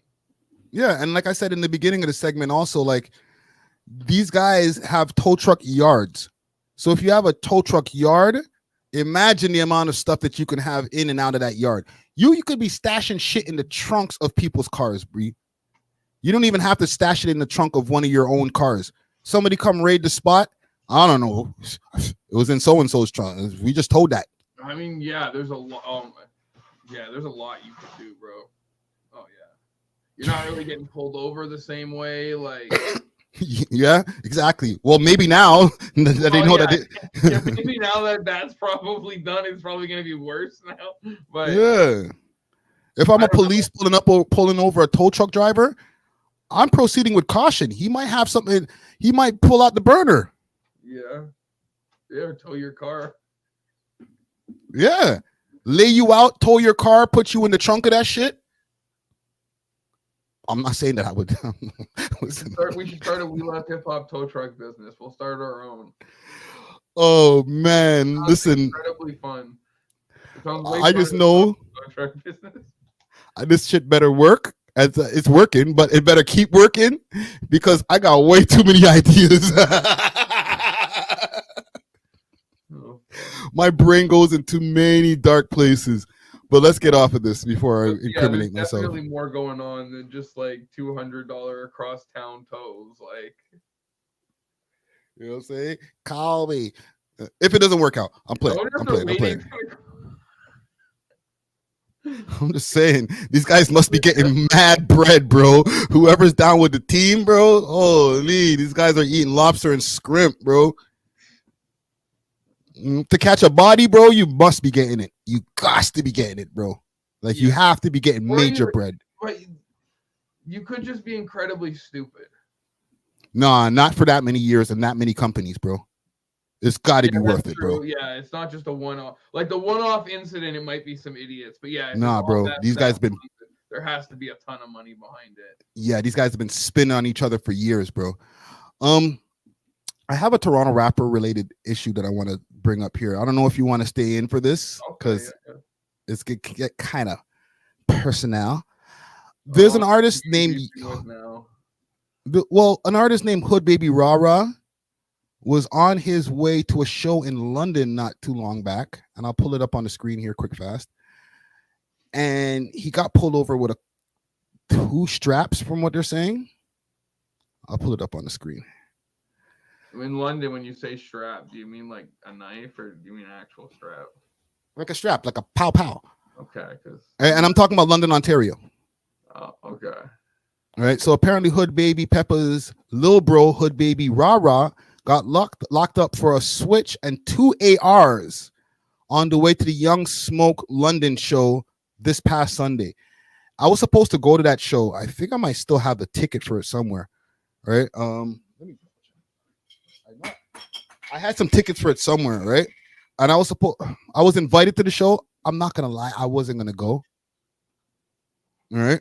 No disrespect to those guys. But like just when I see like too many hood mans at like being booked to do one show, I'm like, shit may go left. Yeah, you gotta know, like for me, bro, I'm only pulling up to a show if I know like the group, like the peoples that are gonna be there are cool with each other. Yeah, because and this is all alleged, innocent until proven guilty, right? 2 ARs, bro. What kind of smoke do the man them have, bro? Yeah, that like you're not like if it was a couple of just like little pistols, you know what I'm saying? Even with like the switches, like I could understand, bro. That's for protection. You got 2 ARs, bro. You was probably going to go, clear something. Or like it could be that, or it could be like, yo, we're just like we need to protect ourselves from the ops so much that we need to bring out whatever artillery. And in my opinion, if it's that, then don't even go out. Yeah. Well, I mean, listen, this is what I don't get. Like, if you get your life to that level of a point of being a gangster, like you need to forget about everything else in life and doing shows and stuff like that. Like, you've given all that up because you're just gonna be on your way to wherever they were going and get caught with 2 ARs. Yeah, bro. And London ain't sweet. Like London, Ontario, that's just like one of those small towns that when you're driving while black out there, you stand out, man. Oh yeah, for sure. For sure. You know what I'm saying? So, bro, a lot of people smoke in their car, and like a lot of people, like the amount of people I know who've been to jail and could have just avoided it if they didn't smoke in their car with like a bunch of felonies in that car, like. Yeah, bro. And the thing is with this gentleman here, he's young, bro. Like he's Hood Baby Peppa's little brother. Okay, Hood Baby Peppa is a pretty prominent artist over here in the city. Okay, and he's been doing this thing for a while, but he's still like probably like 25 tops. I'm talking about Peppa, right? So his little brother Rah Rah, he's probably like 19. You know what I'm saying? Yeah. So it's like, I don't know, bro. like I said, if you feel like you got to bring out that much artillery, just don't go, B. Yeah, for real. Like, it's not even worth it. This is his page right here. So let me see what he looks like here. yeah, Bro. He looked like 19. Yeah, fam. See, Young Money over here in the chat said Peppa's 21. So, and that's his older brother. So this guy is probably 19, maybe even younger. You know what I'm saying? Like, it's just, it hurts my heart, bro. Like, Yeah, I want to see all these young guys win, but like, they got to be taking. Walked away, but like, fuck, they got to do it the right way. Yeah, bro. It's like they're all trying to get their careers up, and this guy's a rapper, his brother's a rapper. Everybody's trying to do their thing, but like, it's like you got to pick one or the other, and it's hard to make that choice, right? Like, you're still living in life, right? But to be like, okay, I'm just gonna be a full-time rapper. You know, I can't walk around with straps no more, all that type shit. Like, sure, okay, you do that. Like, if I'm one of these guys, I'll be like, yeah, you do that. You first. Yeah, no, for real. But it's like you also got to realize, like, if you're like, honestly, if you're gonna move like that kitted out, you got to move a little smarter than it sounds like how they were moving, where it was probably just in their trunk and shit like that. Like, you should be moving a couple cars deep. Like, you could be smarter about these things and avoid a lot of problems. Well, here's the thing. Even that couple cars deep, I say no on that. I think man should be rolling with less people. Or that, yeah, there's always that.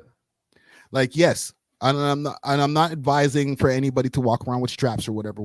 But if you're going to do so, you're going to stand out if you have 15 of your brethrens with you. And then you have to do a motorcade to get to places, like 5 cars to get to places. And each car has 4 mans in it. Like, no. I don't even drive around like that anymore. And like, I don't like having like 4 mans in my car. It makes me nervous. Yeah. No, when I drive, I'm usually by myself or just with my kid. Exactly. I have a baby on board thing on the back of my window. Like I don't really get pulled over all that much. I used to get pulled over all the time. Yeah, but also, Alec, remember you have the complexion for protection, and you got a red beard on top of that, bro. You got like the double protection. What I used to do is, like, when I'd be in a place and like it'd get to a point where the cops would start to know me by name, I would just go somewhere else. Like, if you take off the hat, bro, you're good. Come up and be like, "Hey, Alex," I'd be like, I'd be in my hat, like, oh, I gotta move on. I'm gonna go find a place in another part of the city now or something. Yeah, bro. You know what I'm saying? Because also you stand out. You know what I'm saying? But like, if you're driving through one of the small towns, bro, you'll be fine. As long as you don't look, you take the cap off, you tuck the chain, don't look too hip hopped out, bro. I always like. I have 2 looks. I have like my regular look, and then I have like some soccer dad clothes that I bought just to like drive in certain places and not get pulled over. Because here's the thing, bro. If I do get pulled over in like small town Quebec, as soon as they hear me speak French and they see my last name and they hear that it's like an English French, like I have an English accent in French, but we see the niceness really ends right there. Like, yeah, you're one of those. It's my dog. You're one of those. Yeah. Well, listen, man. Bro, they have no problem saying it too. They'll ask you like, "So why do you have an English accent?" It's like you don't like French people. I'll get that. Well, listen. Salute to Hood Baby Rah Rah, man. Like, hopefully he can get through this unscathed. There's a lot of people be beating gun charges over here like crazy. Yeah, and I mean, hopefully he can make the most of it and continue and have a good career and do his thing. I never heard any of his music, but no, he does his thing, man. His music's fire, man. AGB, what you got going on? Did you do your live yet already? I did a lot. We did a live earlier. Okay, plug the live. Let the people know where they can go find the replay. The live is no longer up anymore. When we do daytime lives, we usually delete them. Oh yeah. Y'all be wilding over there. Well, plug your network and plug where you be at, bro. I mean, I got my channel AGB the Dawn. You could go there. I haven't really been posting on there lately. I'm sort of out of the algorithm, so I'm gonna have to start that again. Or you can write PNO in the search bar and find Pino's channel and go on the lives there, and we co-host a whole bunch of lives, do a bunch of shit. We've broken cool topics, like we get crazy numbers. Dope. Well, salute to you, brother. We'll tap in soon. Night, eh? You too, brother. Hold it. AGB the Don. Big salute to AGB the Don out there in MTL. Salute to the chat. Comment gang strong. I seen somebody say here, and salute to Trap News Network. Who else is in there? The realist. Dun, dun, dun, dun, the realist. Somebody said something about the Andrew Tate shit. Oh, salute to entertainment. It says Friday addressed the new Andrew Tate arrest for new charges for trafficking M's and money laundering.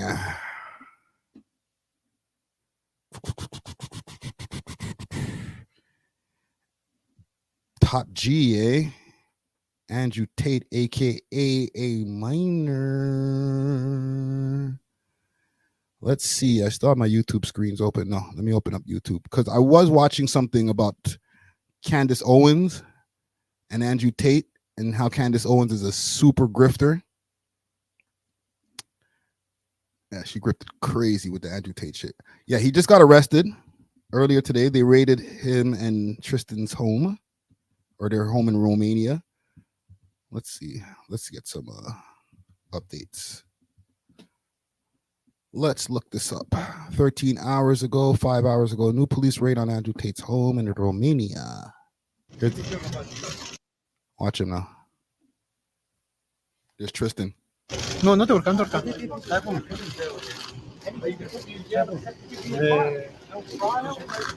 Următorul.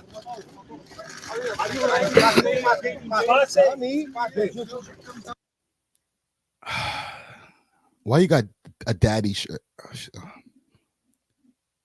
Sometimes I feel like this guy brings this shit on himself.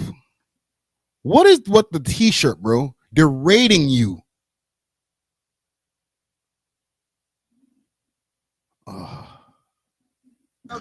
Victims, and then the case falls apart. Merge. Again, it seems the Matrix is very angry. Merge. Frate, stai să nu lași pe kid aici. Nu lasă. Doesn't matter. You know, anyone with a brain understands.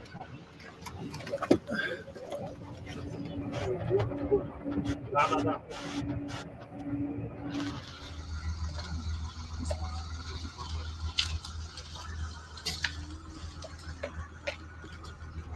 I feel like this is deja vu. What are they bringing out the crib? What is this? What is that? Ooh, what is this? They were held in detention for 3 months before. Yeah, we know about all that. What else are they bringing out the crib? What is the cylindrical thing? Oh, I think that's the battering ram. My bad. I've seen one of those before. But what's this?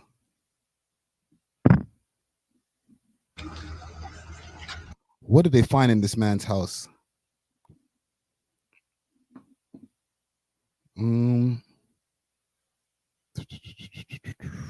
go to BBC. Now let's bring you an update on our breaking news in the last hour. Police in Romania have raided the home of the British-American social media influencer Andrew Tate and announced he faces several new charges. The Special Prosecution Service of the Romanian Organised Crime Directorate said police searched Tate's 4 properties in the capital Bucharest on Wednesday morning. The new charges include sex with and trafficking in underage persons. A minor. They also include money laundering and attempting to influence witnesses.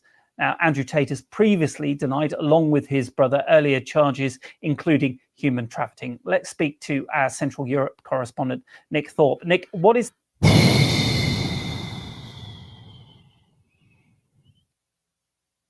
Bruh. Is it the Matrix all the time? like I understand like they've been trying to get him, but like, is he that important that the Matrix needs to take him down? Y'all ain't gonna like me, but I think this nigga's guilty, B. I'm sorry. It's like, how many times you gonna bust a nigga crib? I know the first time they held him for 3 months, they didn't actually arrest him. I understand. But have you guys seen a lot of this guy's content reels? He's kind of bringing the shit on himself. It's the very latest that the Romanian authorities are telling us. Yes, well, we have this statement, as you say, from the main prosecution, the Specialist Prosecution Service, that they carried out these raids. They did not actually name Andrew Tate or his brother Tristan in that press release, but we understand from Romanian sources that those were the targets of those raids. And what is the new development really is the mentioning of other charges of sex with a minor, Jesus Christ, trafficking with a minor, attempts to perhaps influence witnesses in the already existing charges. So these are all new developments specifically on the Romanian charges. The British police also want to speak to Andrew Tate. They've asked for his transfer from Romania, but they've also accepted that the Romanian charges will be dealt with, any legal proceedings in Romania, which are completely separate. This nigga's cooked, B. What the hell? This nigga's cooked. He's not home already. He can't be home already. This is just from 18 hours ago. And unrelated to any charges or any investigation going on in the United Kingdom. This, of course, has been a long-running saga in Romania. They were a long-running case. Now, initially, they were detained in prison. That was softened to house arrest in August 2023. So just exactly a year ago, they were released from house arrest, but not allowed to leave the country. Got him. And I'm not saying this like in glee or anything like that, but I'm just saying, when they hit you a year to the day almost, they weren't finished with you. They ain't done. Hold on, I ain't done yet. They just let you go to see what else you're going to do while you're on road. But they weren't done their investigation. Okay. Hold on, let me put this comment back on the screen here. Street Talk Mag says this has got to be a front for something else going on. Are you saying from the Romanian government, or are you saying that Andrew Tate's alleged degenerate activity is a front for something else? Because when you look up, I don't want to be one of those people because they're going to call me a sheep, a leftist, all this other type of stuff. But like when you look up some of Andrew Tate's stuff, man, he's not helping himself with his stuff, man. This nigga digs a hole for himself every week. Like, just get off the mic, B. Hold on. Let me find this Candace Owens video that I was looking at yesterday. Here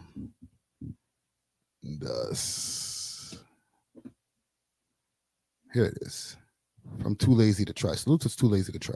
All right. So the past year or so, Candace Owens has been very outspoken against Israel and try to call out how bad adult content is and everything. Doing it with Andrew and Tristan Tate probably isn't the best idea. But then I started to put the pieces together, and I realized Candace actually met Tate around this time, like when he's putting out tweets like this is when they first met. And she met him through her husband, who had already been good friends with Tate, and he said they go way back, and he said he knows Tate really well. And if you're not familiar with her husband, George Farmer, he's a British aristocrat. Like, his dad's a British lord, and his family's worth a ton of money, and he apparently inherited like $70 million. Also, keep in mind, Andrew Tate's from the UK, right? UK American, they said in the news report. Interviewed Andrew Tate. Long time. I know, it's been a very long time. You've known Andrew Tate for a number of years. You were just with him for that interview. Yeah, I've known Andrew for many, many years. I've known Andrew since before Andrew was Andrew. You know what I mean? I've known Andrew since before he was famous, I guess. Andrew is a great guy. He really is, and he's a wonderful guy in many ways. Let's get to some of the stuff that he'd be saying. Andrew Tate, I think he's a Didn't have the ability, didn't have to be effective on webcam. Girls with women love me, so they don't. happened to have been in the United States. She spent a lot of the time that we were there talking to him. She comes over to me afterwards and she says, this guy, Andrew Tate, I think he's a pimp in Romania. I used sex as a tool to make women love me so they'd obey me and live in my house and make me money. That's what I wanted. So I was a pimp in that sense. I said, what? And she's like, no, I think he's like actually a pimp in Romania. By taking girls who didn't know how to be effective on webcam, girls who had never done webcam before, girls who didn't have the equipment, didn't have the know-how, didn't have the will, didn't have the premises, didn't have the It's just not AI. ability to make money with this exchange. Off camera, I think he'll be the first person to admit that. Like he's a flawed human being. I created a system that allowed me to convince girls to do this, allowed me to retain 100% control of their income. I know how to make sure the girl can't run away. I know Andrew pretty well, and like, you know, as I said, I know that he's full of flaws. And obviously Andrew claims he's changed now. Oh, so Vivian's been with me 6 years. Watch this. Tristan Tate is being accused of trafficking a minor, and Andrew has professed his love for very young girls openly many times. Minor. So you said it looks like I'm in a teenage girl's bedroom. Yeah. To some people that would be an insult, but to me, I find that quite flattering, to be honest. Pull up. Openly many times. So you said it looks like I'm in a teenage girl's bedroom. Yeah. To some people that would be an insult, but to me, I find that quite flattering, to be honest. What? You know, like that's exactly what you'd expect. I'm fucking all these 16-year-old women or 18-year-old women, whatever. What?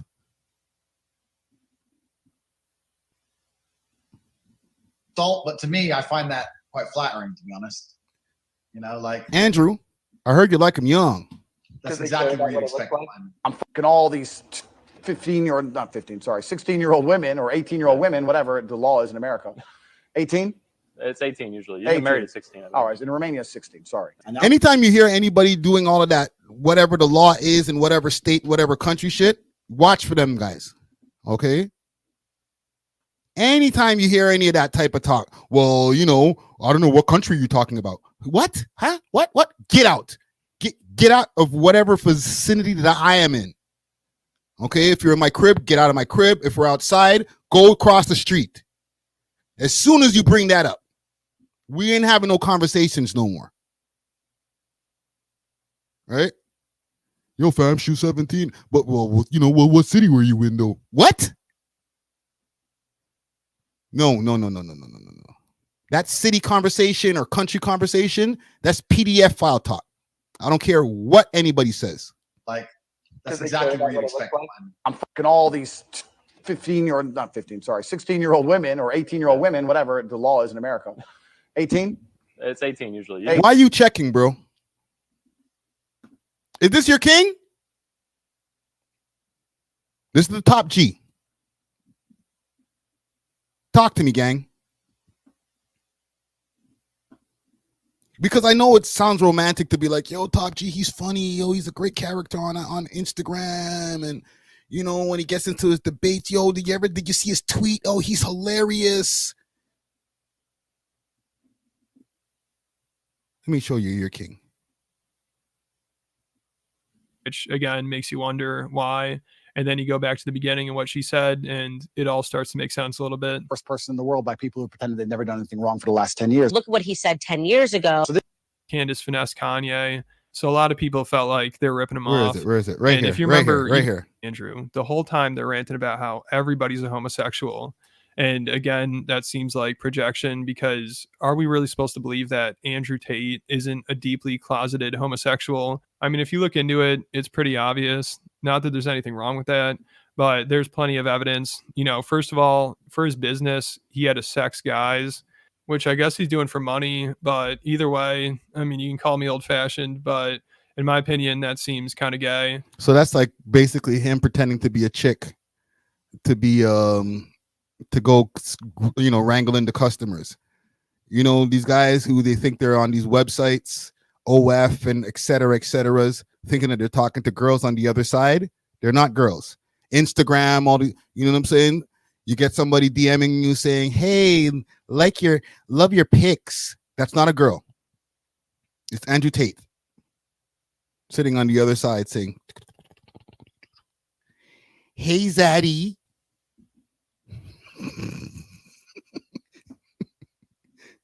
With mad Y's on the end. Hey, Zaddy.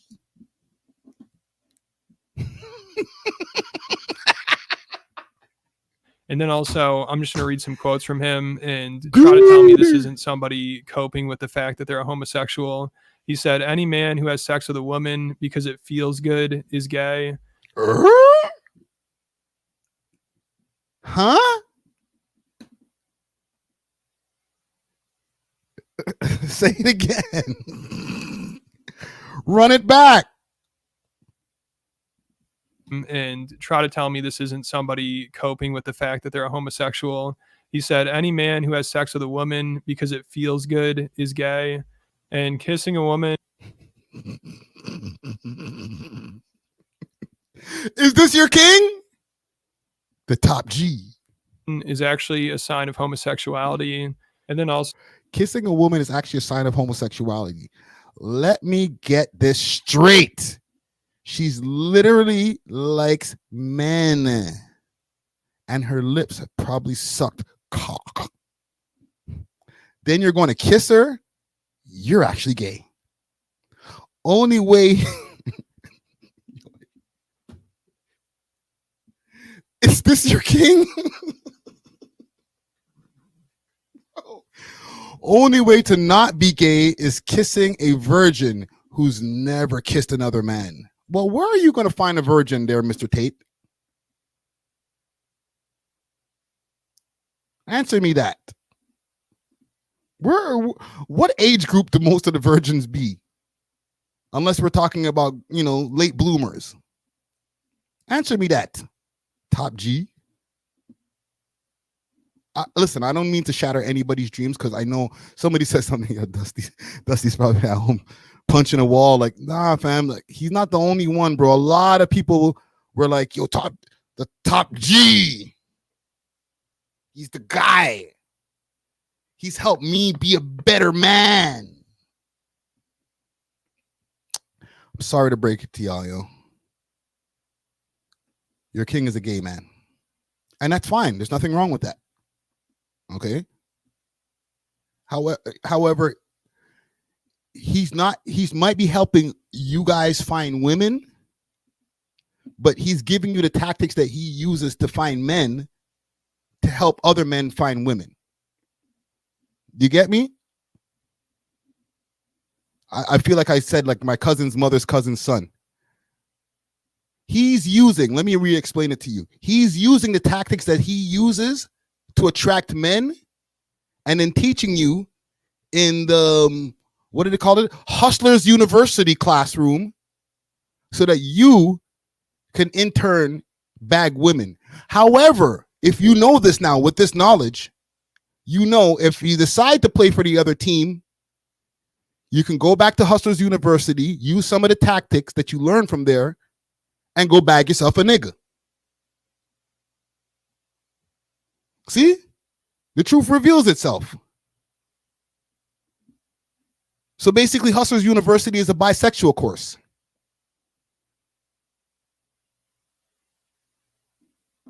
Is that what's going on here? I'm asking you guys. Is Hustlers University a course for bisexual men? Possibly. So during the Candace Owens interview, he said he sits around thinking about grabbing gay guys by the neck. What? Top G. And then also just listen to him describe. Wait, what's this? I didn't even read this. Candace Owens interview, he said he sits around thinking. I've watched gay corn straighter than this picture. Huh? What do you mean by that?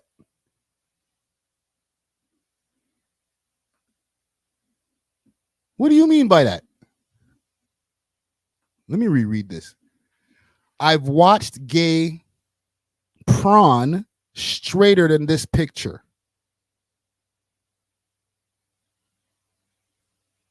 Okay. Do your thing, bro. About grabbing gay guys by the neck. And then also just listen to him describe here how much he hates having sex with women. I don't give a shit about having sex with beautiful women. I f them so they listen to me, so I can get what I actually want, which is not them. I have met beautiful women. Listen, we'll give him a pass. We'll give him a little pass. Yeah, salute to Drewski. We'll give him a little pass because I've heard PIs talk like this before. Yo, fam, I don't care about smashing these girls. You know what I'm saying? I just care about the money.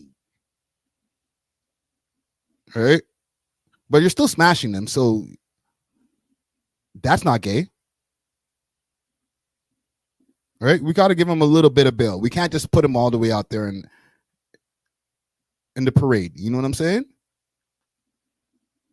Got to give the top G a little bail. He's inspired multiple men's across multiple countries.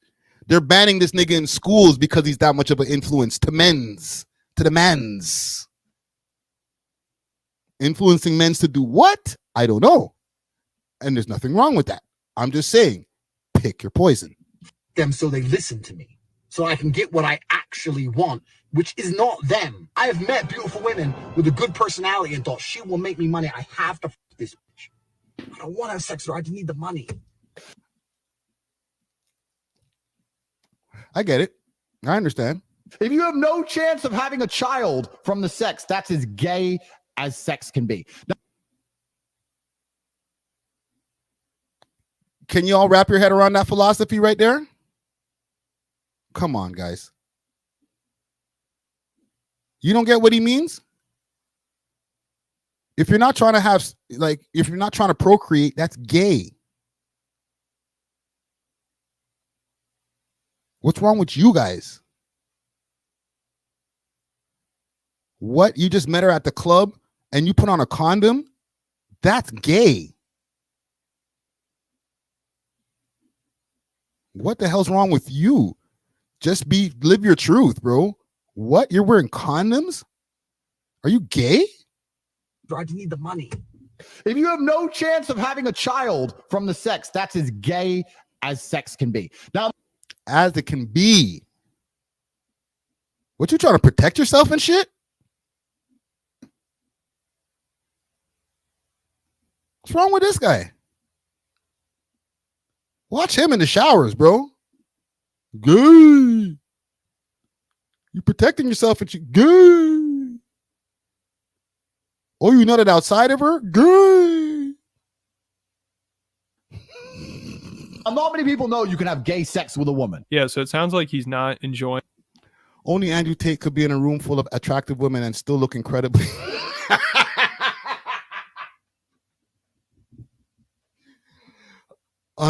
Unmatched. You can't beat the internet, having bro. sex with these women. And he's also saying it's just a way for him to get what he wants. And it's okay. I'm done with Tate, man. Pause. No Diddy. There you got it, guys. Let me ask you guys. Let me check this poll here. Quick pause. Since we're talking about Andrew Tate here, you be checking the polls. Dress up them talks there, Virgin. Is Andrew Tate guilty? I should have asked. Is Andrew Tate good? Oh man, I'm stupid. Is Andrew Tate guilty? 55% says yes. Oh, this is a close race right here. And 45% says no. It's the Matrix.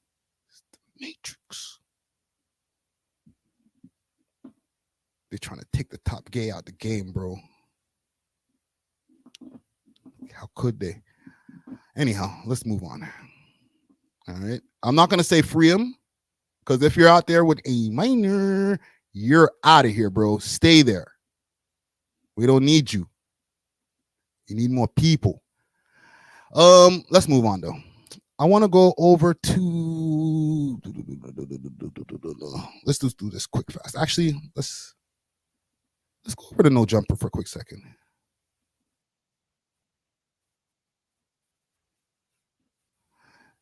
Have you all been keeping up with this whole thing with DW Flame, former employee over at No Jumper,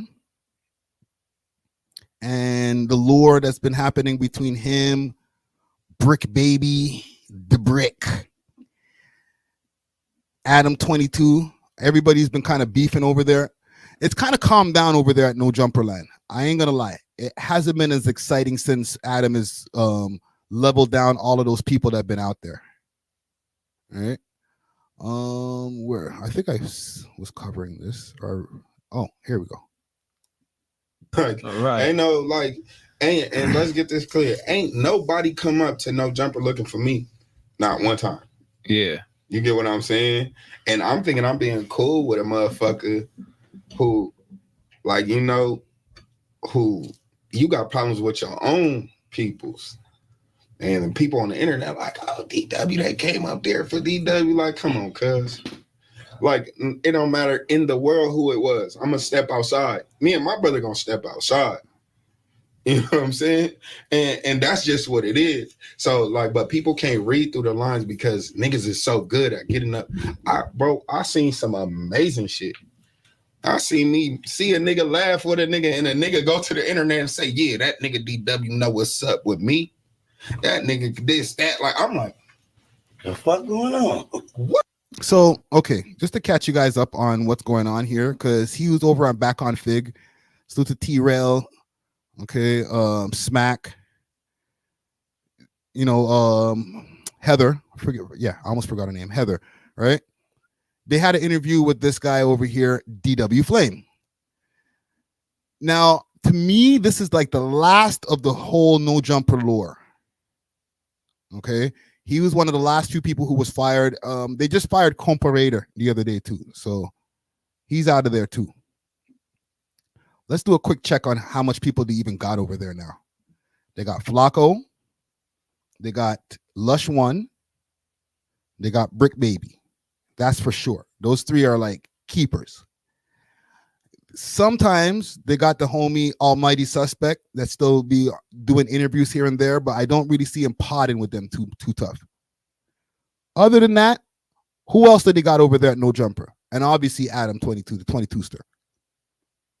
Okay. They've literally pushed the whole team out and said, we only need a few key players. What? Yeah. Was you supposed to know how to play the game or what? Bro, I didn't even know that. I didn't know that. Bro, this is... Nigga like, hold on, bro. Just see your motherfucking ass. DW and his brother would have got flushed. Bro, I'm like, what the fuck? I thought we was friends.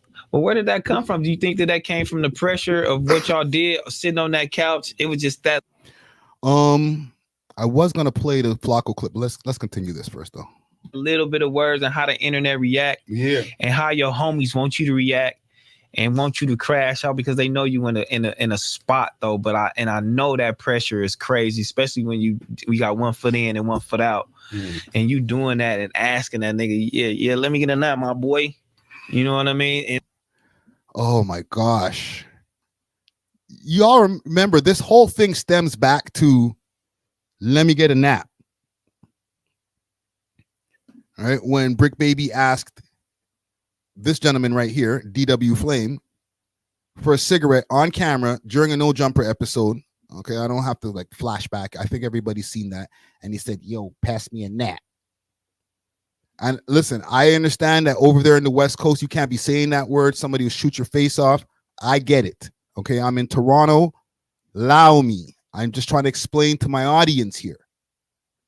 Okay, because when Flacco does his videos, he literally blanks the word out. That's how serious it is out there. You can't say them things. You can't say them words. But from that time, people have been on this gentleman right here, i.e. his people, people from his gang or from his hood, saying, how you let Brick Baby say that word to you and you ain't do nothing. You didn't take off on him. that shit, them niggas is like, huh? You know what I mean? And coming up there and doing that, and the pressure and him having to deal with that and not doing that live on camera probably was just like, bruh, like y'all got me fucked up. You know what I mean? Even, But look, even my neighborhood niggas for real. You know what I'm saying? Who could have got offended with that? Like, even after I apologize real quick, my bad, cuz just how we doing in county jail, my bad, dog. Or pass me one. Oh, my bad. It was the other way around. Right? My bad. I don't want to mix up the whole. Listen. In my opinion, it's just really dumb shit to get mad about. However, you can't say that in the wrong places. Okay? I can't go to LA and be like, yo, y'all are fighting over the word nap. That's dumb. A nigga will shoot you in the face, bro. Who are you calling dumb, B? Take your dumb ass back to Canada before I shoot you. Don't ever say that word around here again. Wanted to pass me this. My bad, bro. A real nigga gonna know, but okay, we in front of TV, he could be like, DW, like, cuz stop playing. Stop playing with me. Like, or he could have been like, look, cuz after this, we just run one. Real quick. Run one. These are the logics. Okay? Just because, you know, you slipped up, it's fine. It's cool. We won't deal with it now, but later on, we'll go outside in the back of the studio and we'll just fight because you made a mistake and said the wrong word. Okay? Normalized. Quick. If niggas G like that, I mean, if you on that type of time, I'm gonna respect it like that and give it to you and come sit back down with you on that camera. On some man shit. On some G shit. But now since you feel the pressure and you didn't handle your candle right. I don't know, for people who might have not been in the live earlier, I was talking about something called rapper logic. Rapper logic is similar to gang mentality. Also, like that logic. There's a lot of things that don't sound logical to like somebody who might work at a call center. Okay, you're just like, or you know, you work at Shoppers Drug Mart or whatever the equivalent of what Shoppers Drug Mart, Wegmans or whatever y'all got in the States. You might not think, you know, if I say a certain word, i.e. nap or goof, I got to pull out my gun. You don't even have one. You don't think, oh, well, when I go to my job over at, you know, stocking the shelves at No Frills, I should bring the burner with me just in case I see the ops. Okay, so that rapper brain that I was telling you all about earlier, for the people who were here earlier, is kind of the same as like gangbanger brain. There's differences, but a lot of the stuff crosses over. Okay, there's a lot of overlap. You gotta fake disrespect me behind my back, even though I'm genuine saying my bad, bro. That was actually an accident. Like, you know, because I'm not that type of nigga. I'm not conniving. I'm not sneaky. I'm not trying to do nothing. I'm straightforward. Because off camera, y'all was genuine with each other. Y'all was. But why would you say that? I thought y'all was my friends, because my brother was saying. Okay, let's get to some of the meat and potatoes. Gordy right here. Even if they bring whole shit falling down cuz pants. Yeah. Why my brother grabbing cuz? Gordy over there arguing with the security, then walk over while Brick getting held up, standing over looking too. But I thought you said if Gordy seen it, it was gonna go up. It was up. And you got the internet thinking we bitches because you got the footage. And up. So I'm gonna go to some of this footage or some of the stuff that these guys are talking about, because there was that time when Brick Baby crashed out and he got tears coming out of his eyes and it was like, oh, 6-0, I'll kill squad. Salute to Randy. DW. I'm gonna fast forward a little bit to right here, because there was a video that they had of these guys in a hallway. This guy Randy's cloud chasing, bro. Just chill. Oh, they found out what the Reddit is. Let me find the video. Fucking a bit. Literal, like 45-year-old men who, if their fraternity give them a right here. So this is the video, the infamous video that everybody's talking about. This happened shortly after Brick Baby had his crash out moment when he introduced Kill Squad. Y'all remember that? Let me play that first. Maybe I need to refresh memory. Brick Baby crash out.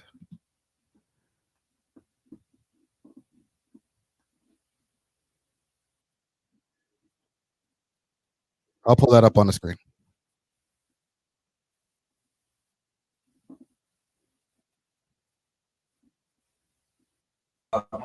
With me, cuz on the hood. Don't nobody tell me nothing, nigga. Don't nobody tell me nothing, nigga. On 6, so stop giving them niggas the address, then. Stop giving them niggas the address, then. Calm down, Brick. On that Chill 6, out. stop giving niggas the address, nigga. Man, I'm like, what? Nigga? Hey. On hood, you a part of the security team, nigga. Stop giving fuck niggas the address, nigga. I just told you stop talking to me while I'm mad, nigga. On NC, stop talking to me. Nigga, on Roman 6, stop. Keep in mind also, this all started from weeks before this with the word NAP. Stop talking to me, nigga. Hey, Brick, come on. Man, stop talking. Okay, and then Like I was feeling earlier, Gordy. Just, yeah, let him. Nigga already telling me. I don't care, nigga. Be here till 9. Got no statements. Hey, he got his daughter. Don't he got his daughter with him? Yeah, he got his baby and all that. Hey, look. Yeah, bro. Come on, bro. Hey, let's change the subject. Change the subject. Hey. Shout out Yo, to Brick. commotion. Change the subject. This been an episode of No Statements. Episode number 9. No, Gordy, let them handle that, Gordy. Nah. Okay, so that's what was going on at that point in time. Now, just to give you guys the behind the scenes of what was actually happening when Brick Baby ran over there. Voila.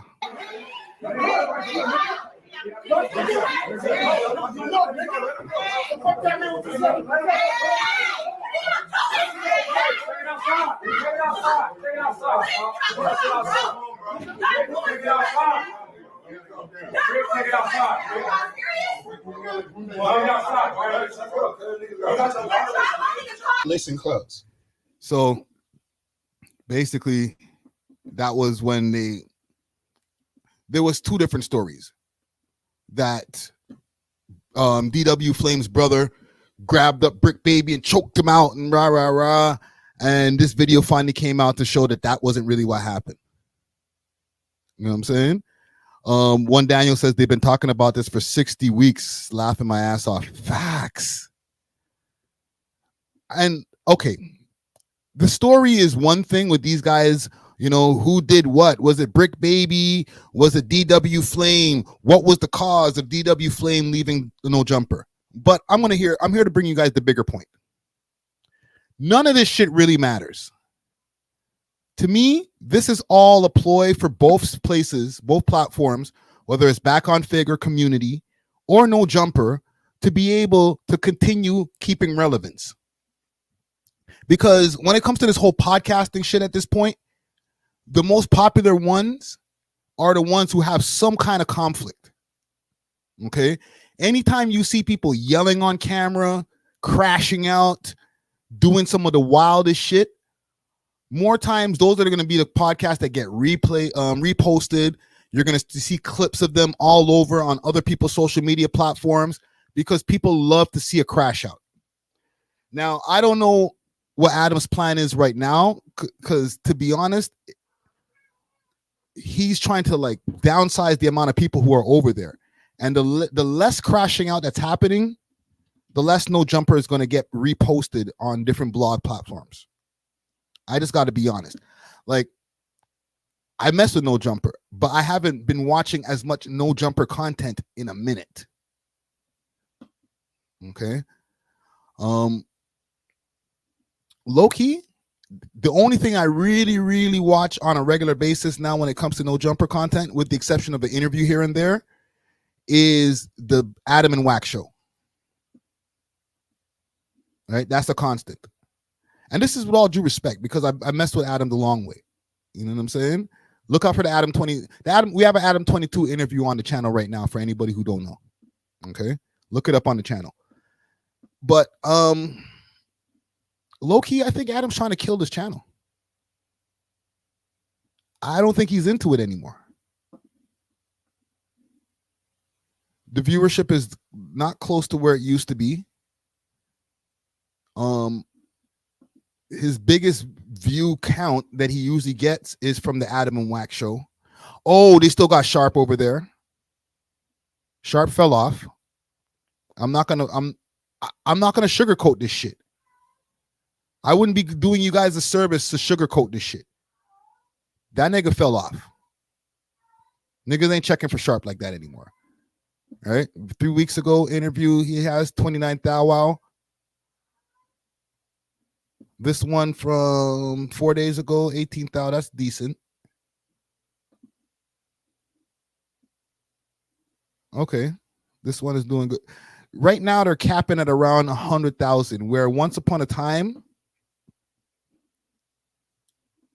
like they got a video that got 27 million, 33 million, and this is what every YouTuber, every YouTuber has seen a decline in views, obviously. But with this happening and then him downsizing the team drastically, I think low-key he's doing his exit plan. Correct me if I'm wrong. Okay, I'm glad being wrong. I'd love to see No Jumper be here forever. Okay, but I think low key, Adam is looking at his exit strategy. Okay, y'all do what y'all got to do. Whoever is left over and still hired, obviously you're not going to get as much interviews. You're not going to be making as much money around here. I'm just conceptualizing what the meeting would sound like. You're not going to be getting as much money around here. So do what you got to do as far as your own content to get shit cracking, because we're not doing the news every day. That's gone. And I'll have, like, let's say somebody like Flacco, I'll have you come in and do an interview here and there, obviously, and we'll pay you for that. But keep it cooking on your channel. You know what I'm saying? Like, just do whatever you got to. Like, Flacco goes hard on his channel. Pause. Like, this nigga like drops mad videos a day, like maybe 3-4 videos a day, and he's out here moving and shaking. I seen the same Sharp, right? With all due respect, you know, if you see this, I'm sorry, but like when Sharp first came on the scene, that nigga was on fire, B.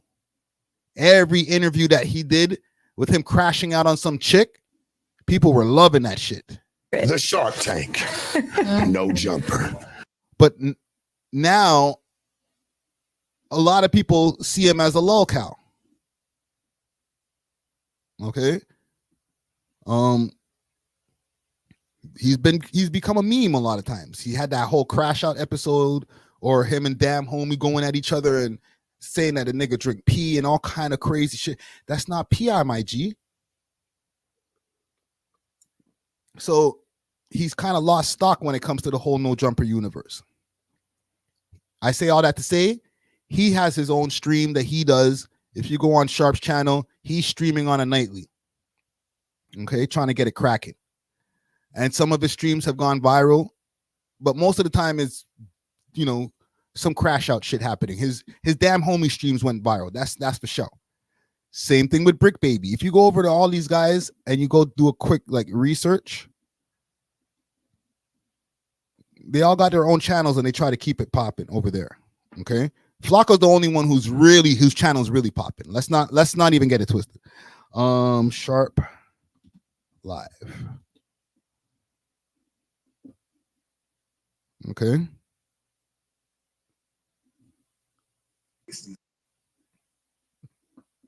Sharp out here doing his thing.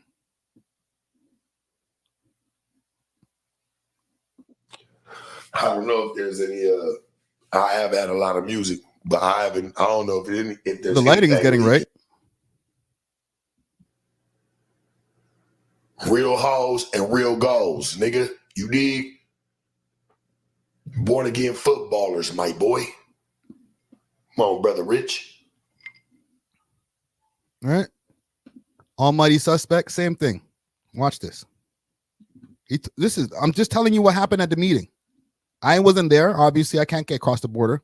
And nobody told me nothing behind the scenes. But I'm just imagining what would happen at the meeting and what he told these guys. Almighty, sorry. Got to refine the search for suspect. His SEO's kind of low. All right. He got his lives. Where is his lives? Jesus Christ, bro. It's like finding a needle in a friggin' haystack in this bit of the ditch.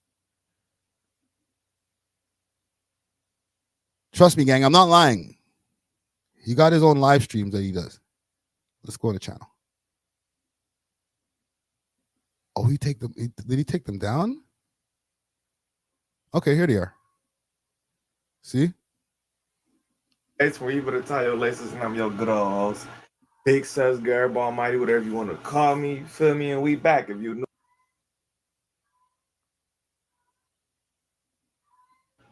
No? Oh yeah, he for sure can't touch a kid. Look at him. Look at him. Look at him, chat. Audio sounds crazy. Right? He's all everybody's doing their thing, bro. Even Brick Baby. Brick Baby got his own lives too.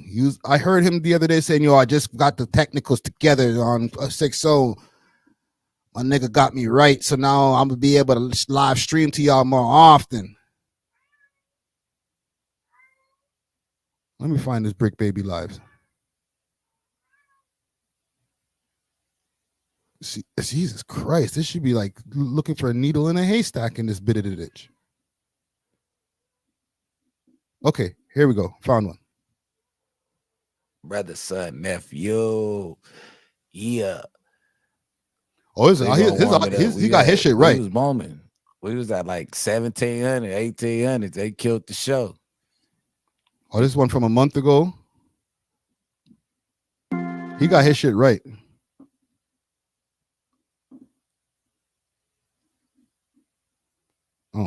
Oh, he had it right.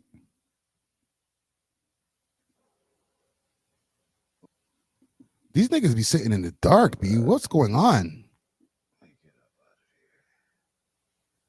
Y'all want me to turn off my lights in here?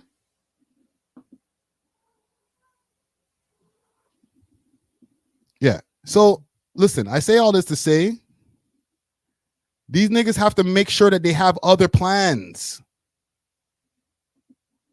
They can't just be depending on No Jumper. And obviously, none of these guys are just depending on No Jumper alone.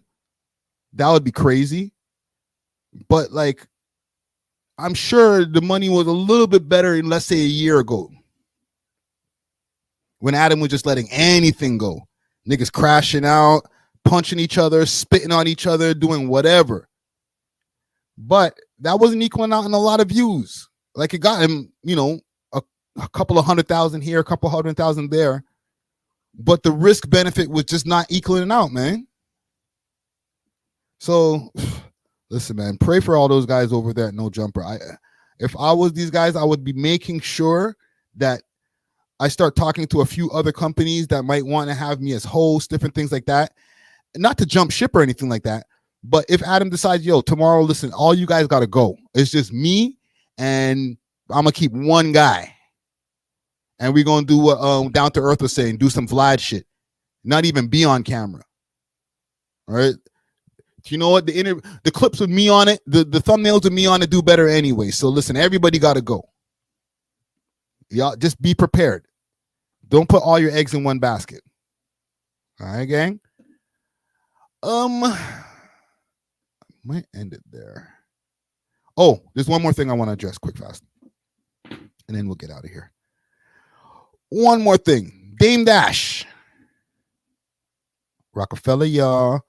That auction is still going down a couple of days from now. On the 26th, if I'm not mistaken. Let me pull this up. It was on Hot 97's Instagram page. I'll pull it up on the screen so y'all can see what I'm looking at. Dame Dash wants to add an extra offer to why he's broke? Explain. Why are you broke, bro? Broke. Investing in my dreams. You know, when you're investing in your dreams and you dream big, you're always gonna be broke. You'll have a lot of shit, but I don't have no money for nobody else. That's facts. That's what you call broke. But that's what it is. Long dreams. But either way, I'm gonna get with y'all. Stay tuned. I'm curious to see how it all rolls out. But you know, if you got somebody asked me how I got so broke. So he said the other day, and this is from a couple days ago now, he's going to add 2 Rockefeller chains for anybody who bids over 10 million for his 1/3 of the Rockefeller shares. Okay, 33.3% is getting auctioned off on the 26th, if I'm not mistaken. And with that, you're going to get Reasonable Doubt. You're going to get the Rockefeller catalog. And the starting bid for the auction for that 33.3% is 1.3 million.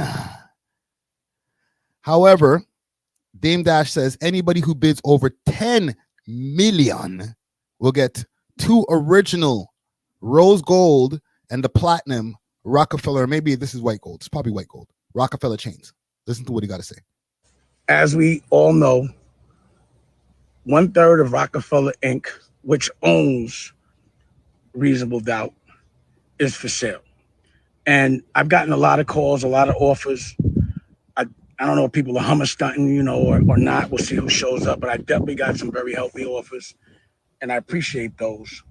And, you know, obviously, if someone's trying to hate on the price or trying to devalue it, it would be because they want to buy it, you know, like a first right of refusal. So if you do want to buy 1/3 of Rockefeller Inc., you are going to have to bring some bread. And anything over 10 million, I'm going to sweeten the pot. You get an original Rockefeller chain from off my neck. Rockefeller, so, y'all. you know, I say, because I was the only one that gave out Rockefeller chains when Rockefeller really existed. If I don't give you the chain, it's not a legit Rockefeller chain. Facts. You get one of these, this is legit. Chaining day. This is the old school one from off my neck. You know, like how when I took one off my neck and gave one to Kanye. With the neck grease. Cameron, all that. So, again, if you're going to call, please have the intention of spending some real money and actually completing the transaction. But if you come with the right amount of money, you're going to get a chain. Or, you know, at least you'll have to battle with Homeboy on the first right of refusal. Ooh. Who's Homeboy? Who's he talking about, gang? Who's Homeboy? So, on the 26th, like I said, the auction is going to be going down 33.3% of Rockefeller Records, including with a $10 million bid, 2 chains. 2 chains. Now, here's the thing. In a few years from now, because of the length of time that Rockefeller Records has been out of, I guess that percentage of that Rockefeller Records has been out of Jay's ownership, in a certain amount of time, everything is going to revert back to Jay-Z and Biggs. Okay? They're going to be able to absorb that 33% or 33.3% in the next 5 to 10 years, within the next 10 years. So whatever percentage that somebody goes and bids on right now on August 26th, and I just hate to break it to you, okay? Whoever walks away with that, they're only going to be able to profit off of that for a certain amount of time. It's not for perpetuity. You're not going to be able to own that 33.3% forever. After, and listen, I'm not going to go look it up, but I'm just going to shoot a number out there. I think it's 5 years from now. All of that reverts back to Jay and Biggs. So even if they don't buy the shit, they're still going to get it back in the end of the day. If I'm wrong, just let me know if I'm wrong. I'm okay with being wrong. But these guys are going to get that shit back anyway. So in that space of time, what you going to do? Try to license the shit? You know, let me see if I can license some of these songs to some people. You know what I'm saying? To somebody who wants to use Hard Knock Life or Can't Knock the Hustle for a movie or something. I got to go check with Jay and Biggs, though. No, they said no. We don't want to do it. Goddamn. Can't make no money there. Right? So, you know, somebody wants to use Sunshine. Remember that song? Without my sunshine. Right? Trash music video. Okay song. But would be great in a car commercial. When you're driving a RAV4, perfect. Can we use that? They're about to give us $30 million to use that song. Hold on, let me check with Jay and Biggs. No Playboy. Yeah, Jay said no. Foiled again. Can't make no money off of it there. And then 5 years later, Jay says, bring it back over here. Let me take that. You still need them Rockefeller chains? You want those? I'll buy those off of you. And then the whole shit is done. So I asked you guys in the chat over here, is Dame Dash scamming us? Right now, 80% says yes, 20% says no. Okay, there's some people out here who believe he's being forthright. He's being honest with the people. Okay, and listen, I'm not trying to box no food out of Dame's mouth, take no money out your pocket, B. I understand he got bills to pay. He needs to make sure that this sells. And keep in mind, he needs to make sure that it sells for the highest bids possible so that it can cover as much of the debt that they're needing to cover when this shit sells. You can't have somebody bid 3.5 million and then everybody's silence. And then the person, 3.5 million sold. That's brokey shit. Somebody has to walk out of that auction and say, yo, I spent 50 million to get this shit. Now I own 1/3 of Rockefeller. And if that 50 million is done, sold 50 million to you over there in the corner. All the Dame's debt wiped out. So of course he's gonna be like, yo, if anybody who bid over 10 mil, I got the Rockefeller. I'm gonna put it on your neck. I'll be right outside the auction, like, yo, there you go, bro. You earned it. Yeah, of course he's gonna say that. Because it has to sell at least 10 million. 10 million is probably what he needs exactly to cover all of that shit. All of the back payments and everything that he owes.